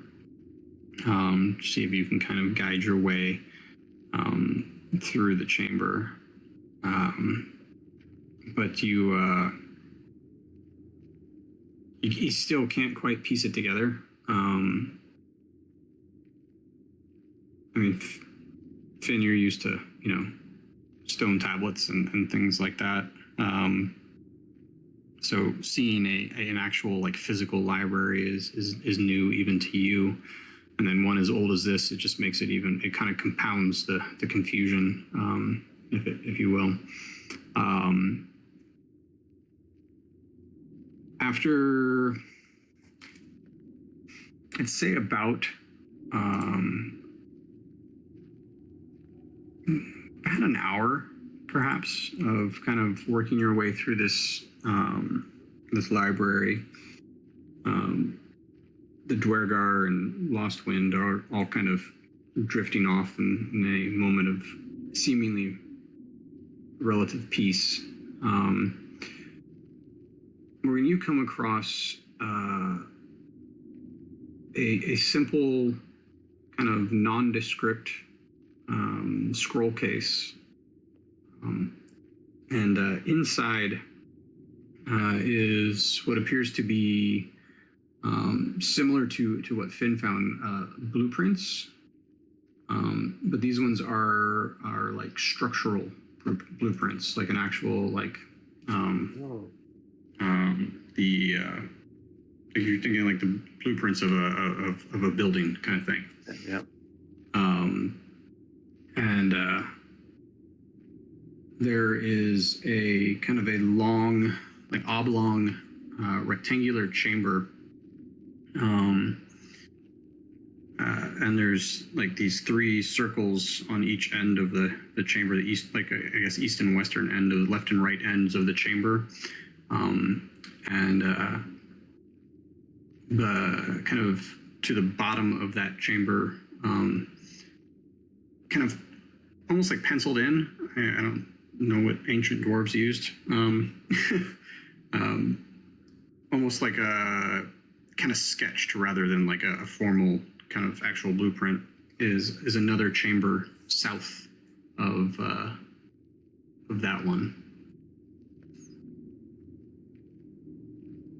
Okay. And in handwriting, quite literally, in like dwarven handwritten notes or runes, is the inscription, Tomb of the King. Oh, okay.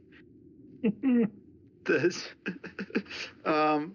does that match anywhere does it match like that tomb we were in? Is that like, I'm trying to say, room happened to be an oblong rectangular room with 6 quartz pillars, 3 on each side. okay, so to the south of there. We missed like a hidden chamber.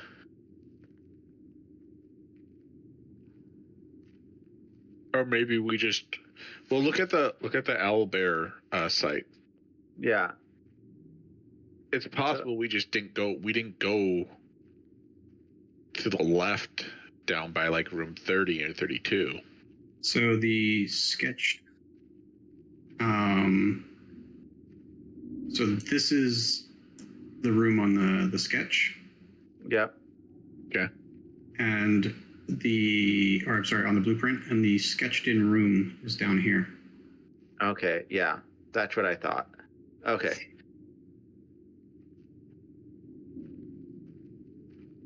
I'm gonna try, and so like the Drogar don't notice, like kind of hide that in my like waistcoat pocket. A sleight of hand check. And you can make that with advantage because most of them are dozing off at this point.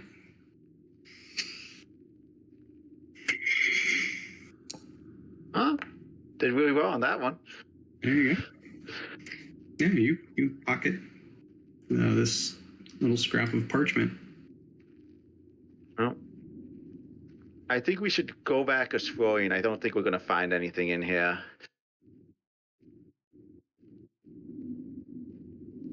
Yeah, probably not. I'll go nudge Lost Wind awake. I'm ready to go. Let's go. Hey, we ride our donkeys out of here. Hi ho, Silver. Okay. Once we get a little ways down the hall, I'll like show them the map and like I found the tomb. Nice. Let's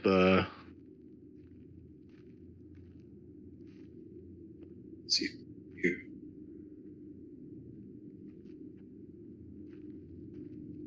we can go back over this way. Yeah. Take the upper path.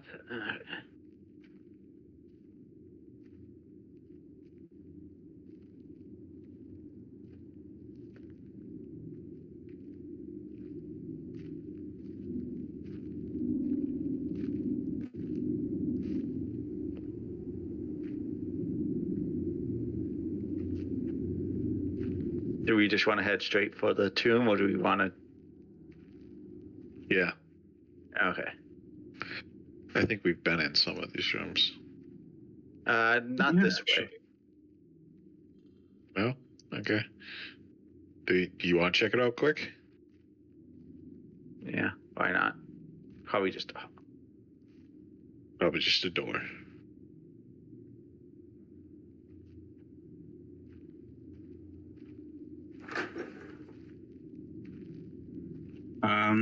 Inside this room, you find yet another kind of ransacked chamber. It appears to be what look like ceremonial relics across stone tables have been kind of smashed and lay kind of now worthless on the floor. You can see the remains of like some crushed iron censers, would appear to be like stone candle holders, and like funerary helms. There is a symbol of another symbol of Dumathoin carved in the far wall of this room, the mountain peak. But instead of above the mountain with the gem, there is actually a gemstone at the heart of this carving.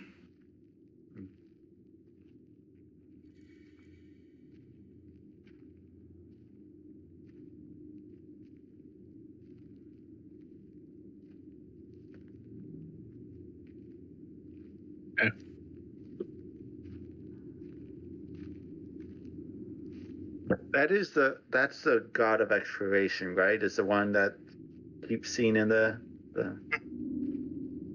Okay, just making sure.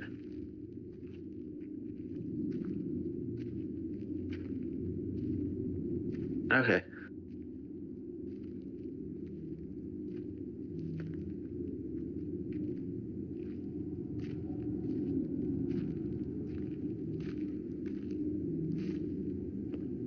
As you make your way down this hallway, through the closed door to the south, you actually hear the sound of a loud crash and a scream.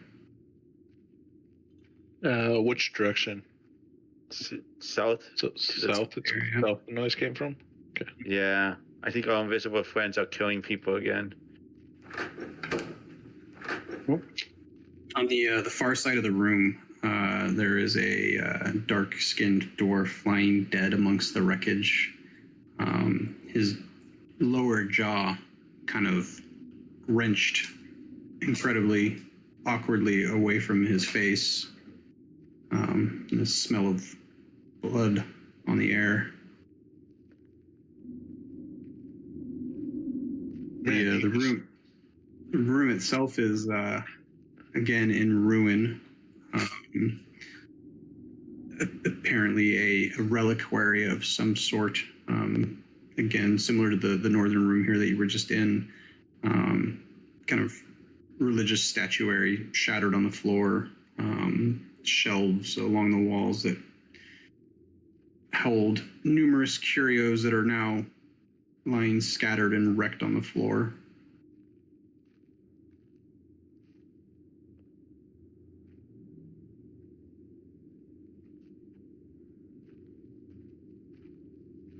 Hmm.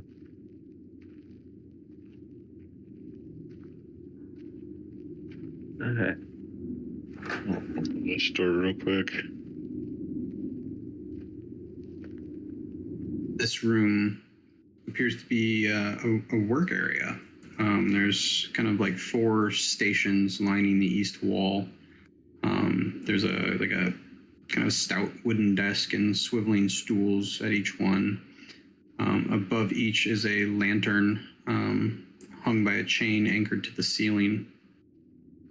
And then down here in the southwest corner, Finn, is a kind of a space dedicated to metalworking, where the remains of what appears to be kind of an old stone forge, and some various smithing tools, and long disrepair.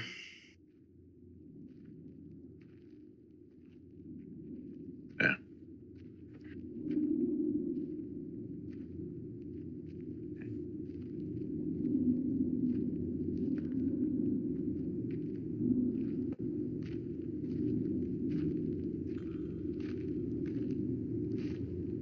I mean, as long as they're at it, we might as well open up this door down here too. Opens into kind of a main thoroughfare.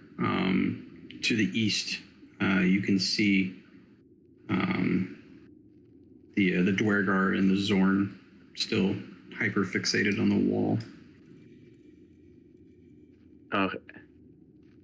To the east, you can see the light of the hemispherical chamber where Finn's companions wait.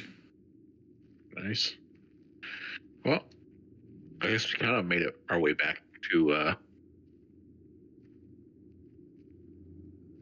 Hey, buddies, how you doing? Just passing through again. They briefly follow you around the room as previously directed. If you see the invisible dust thing, you feel free to take that out. You know?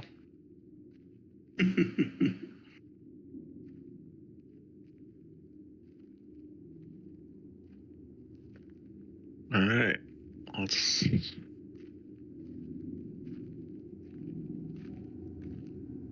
You go basically down and left, and then down, Yeah. and then South from here.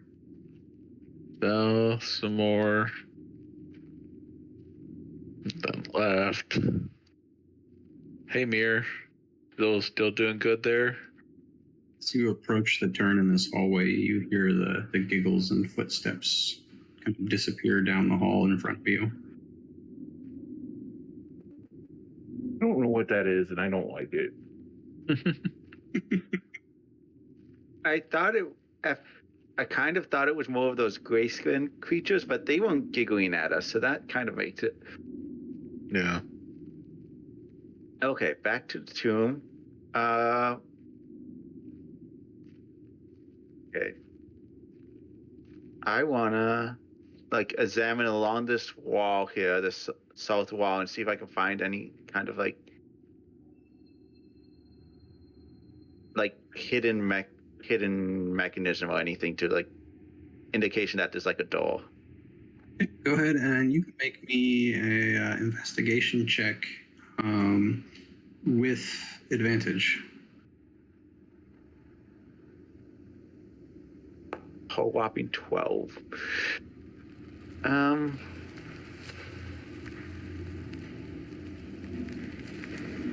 Let's. Oh, I got inspiration. I'm going to use that and reroll it. There we go. That. Right here, you notice a barely perceptible seam in the wall. Going to give it a little push. Well,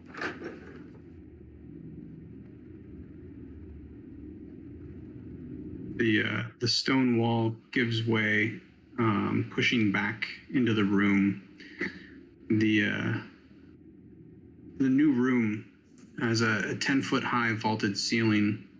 At the far end, there's a black marble sarcophagus flecked with gold, kind of standing on a small platform. The lid is carved in the likeness of a dwarven king. Along the sides of the room are 10 glittering panels. Each of the panels is like 6 feet tall and about 3 feet wide. It appears to be made of like a golden crystal carved with the image of a dwarven warrior clutching a battle axe. Hey, this is more like it.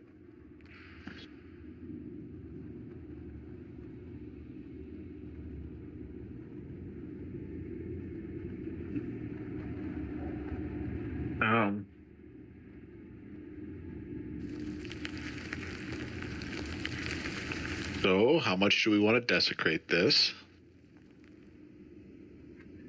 I mean,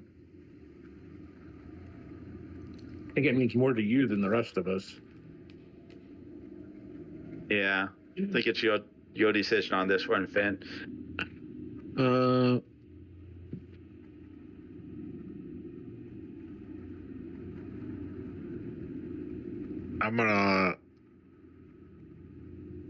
I'm gonna look around it, and I'm gonna see if there's anything. There's no inscription or anything. There is no inscription. It's just the sarcophagus and then the crystal panels along the wall.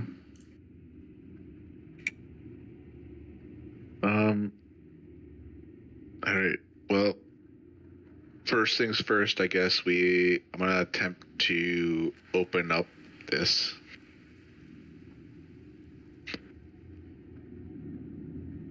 Wait.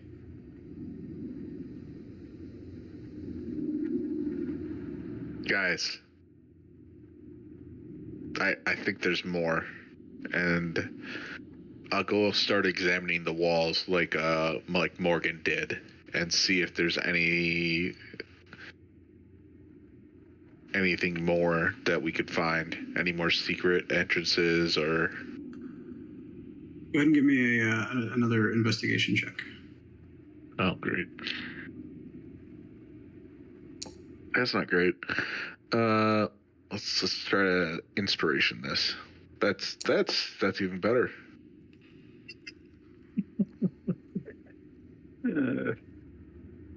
These are definitely walls?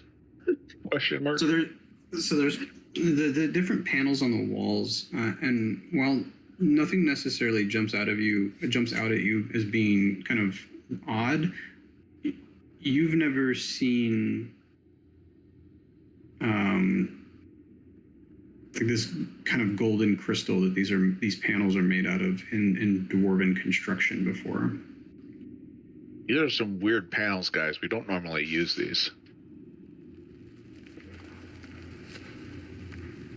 I'm going to walk up to So a panel it's the fact that the panels are carved. Like, you use crystal in dwarven construction, like that's normal. It's the carving of the crystal versus stone that sticks out as strange to you.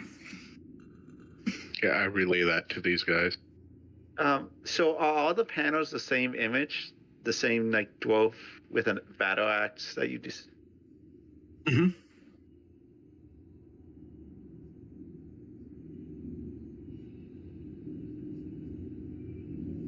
I'm just going to go up to this panel here and push on it. Does anything happen? No. Okay. I see him pushing on a panel, and I push on a panel.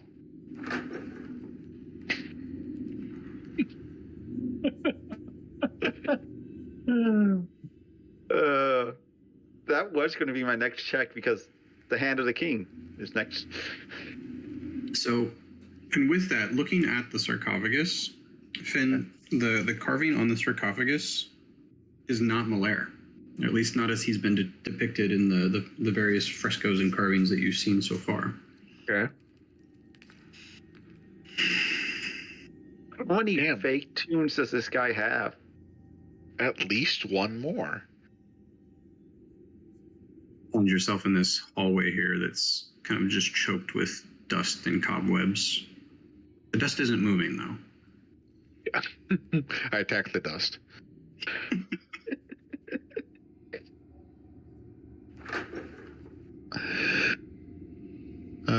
Lost Wind, you with us? Yeah. Okay. Were you pressing on panels? No, I was stretching my neck out and I wasn't paying attention to what you guys were doing. Okay. Now we're trapped in here. Oh, cool.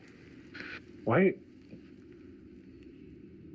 Somebody press on a wall. That seems to work. I start pressing on the wall. Yeah.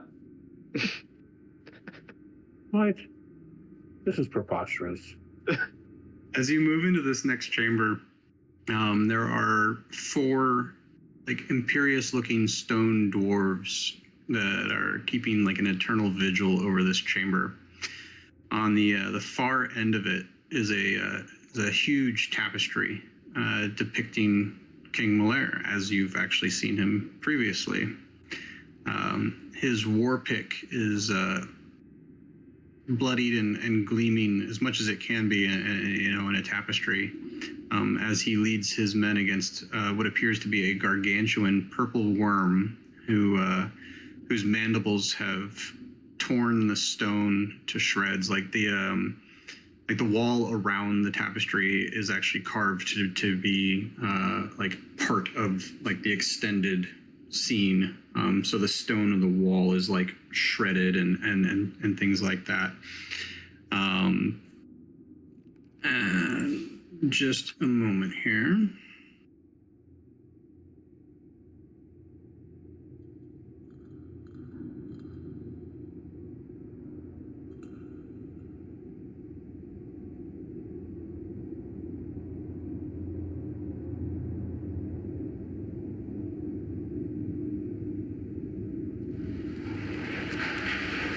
As you kind of take stock of the room, the 4, the dust, the cobwebs, the kind of tattered tapestry. You've got this 4 giant statues kind of guarding this tapestry here.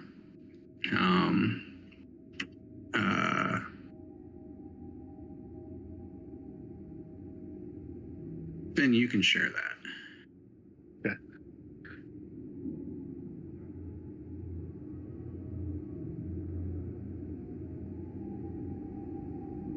Okay. So I hear a voice that says, "Please, our king is with the gods. There is no need to watch over this tomb any longer. Our spirits languish under the duty we swore so long ago."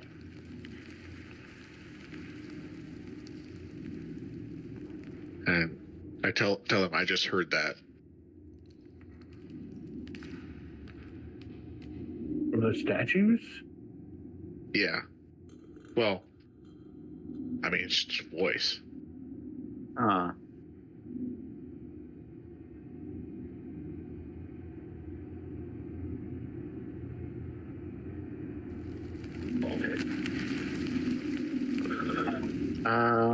Once again, too, just for sake of clarity, the statues each represent one of the same 4 deities that you've seen previously. You've got Moradin, the god of creation; Baranar Truesilver, the god of hearth and home; Clangadan Silverbeard, the god of battle; and Martha Morduin, the god of exploration.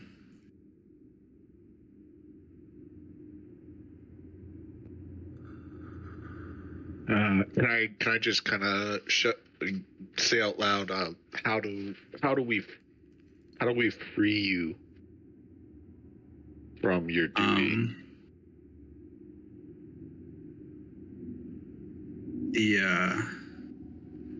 The voice that you heard previously just simply says, destroy the statues.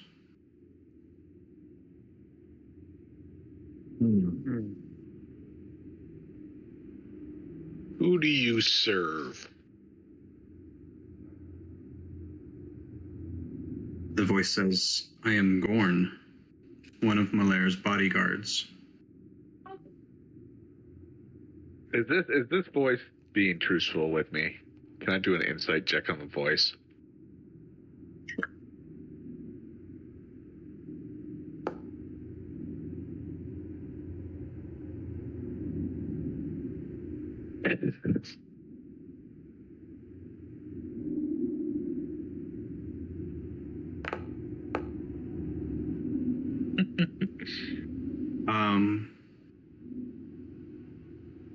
You can't decide whether it's kind of the desperation in the voice, like the sense of fatigue or not.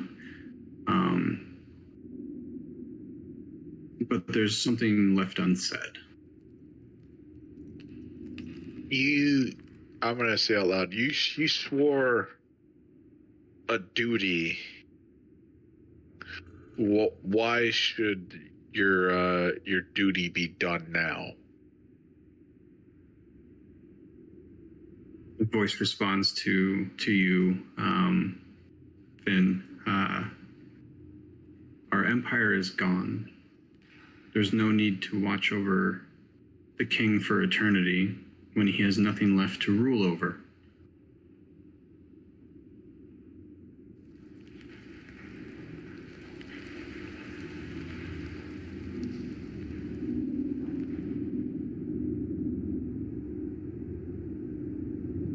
I mean, to me, all the more reason to protect him.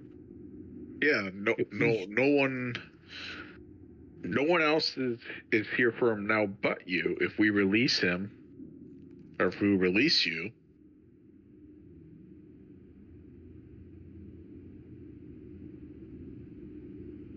the king will have no one.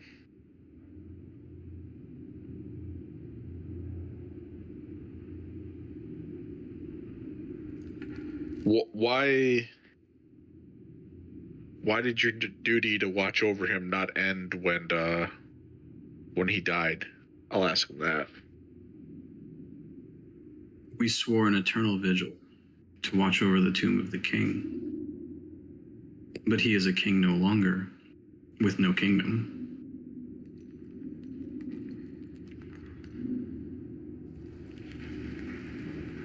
Why did you swear such a... No.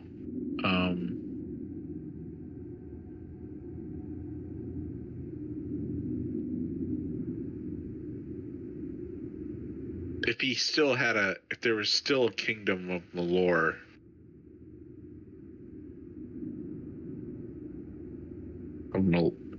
Malor, would you be asking to be released? It's been a long time. Eternity is a long time.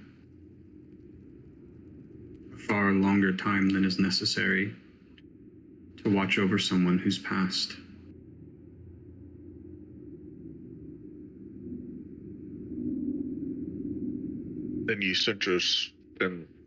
So why did you swear for eternity to begin with? Did you not realize what you were swearing to? I swore out of fealty, not the realization that I would be conscious for the entirety of it.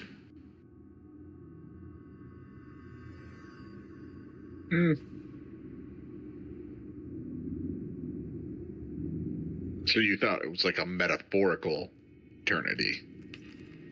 assumed my oath to be symbolic, not literal. Yeah.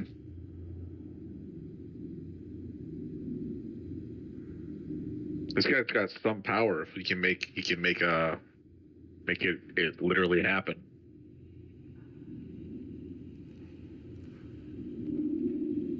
If we release you, will you go to the gods also? I do not know. I just wish to be free.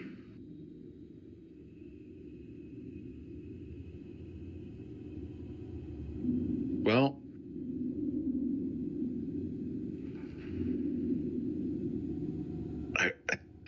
I don't want to destroy the statues, but also he makes a pretty good point. Mm-hmm. Yeah. Kind of sounds like he was tricked into it a little.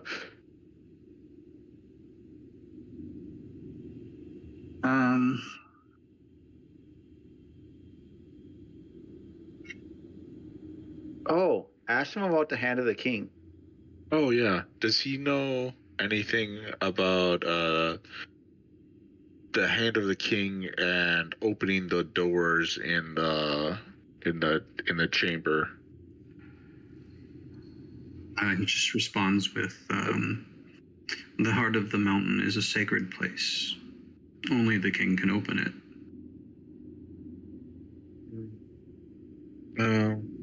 So is the king's body actually in the sarcophagus that we just passed up there? Do you know that, or is it somewhere else?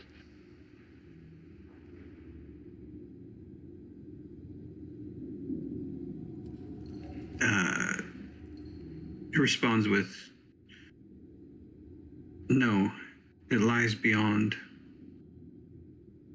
Release me and I will release me and I will reveal the way. Sounds like a good trade.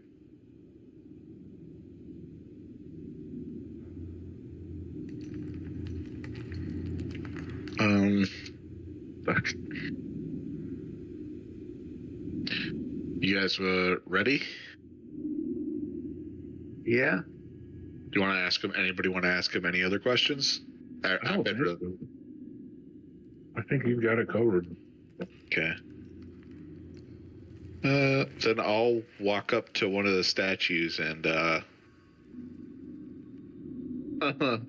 I'll hit it with my pickaxe. As you hit the statue, which one in particular? We'll just do the lower left one. Okay. As you hit the statue, kind of swinging back with your axe, you strike the stone, the kind of a deep, resounding crack that echoes throughout this smaller chamber here. There is kind of almost an exorbitant spray of stone and dust from this thing, as a kind of hairline seam fractures down the middle of the statue's body. There's kind of a brief moment of anticipation, where you kind of find yourself deciding whether or not you're about to take a second swing, and suddenly there's a thunderous crack, just amplified by the small size of the room here, and suddenly the statue crumbles. Stone and dust kind of erupts from the base of the statue as it falls, and along with that is it's punctuated with the odor of sulfur. And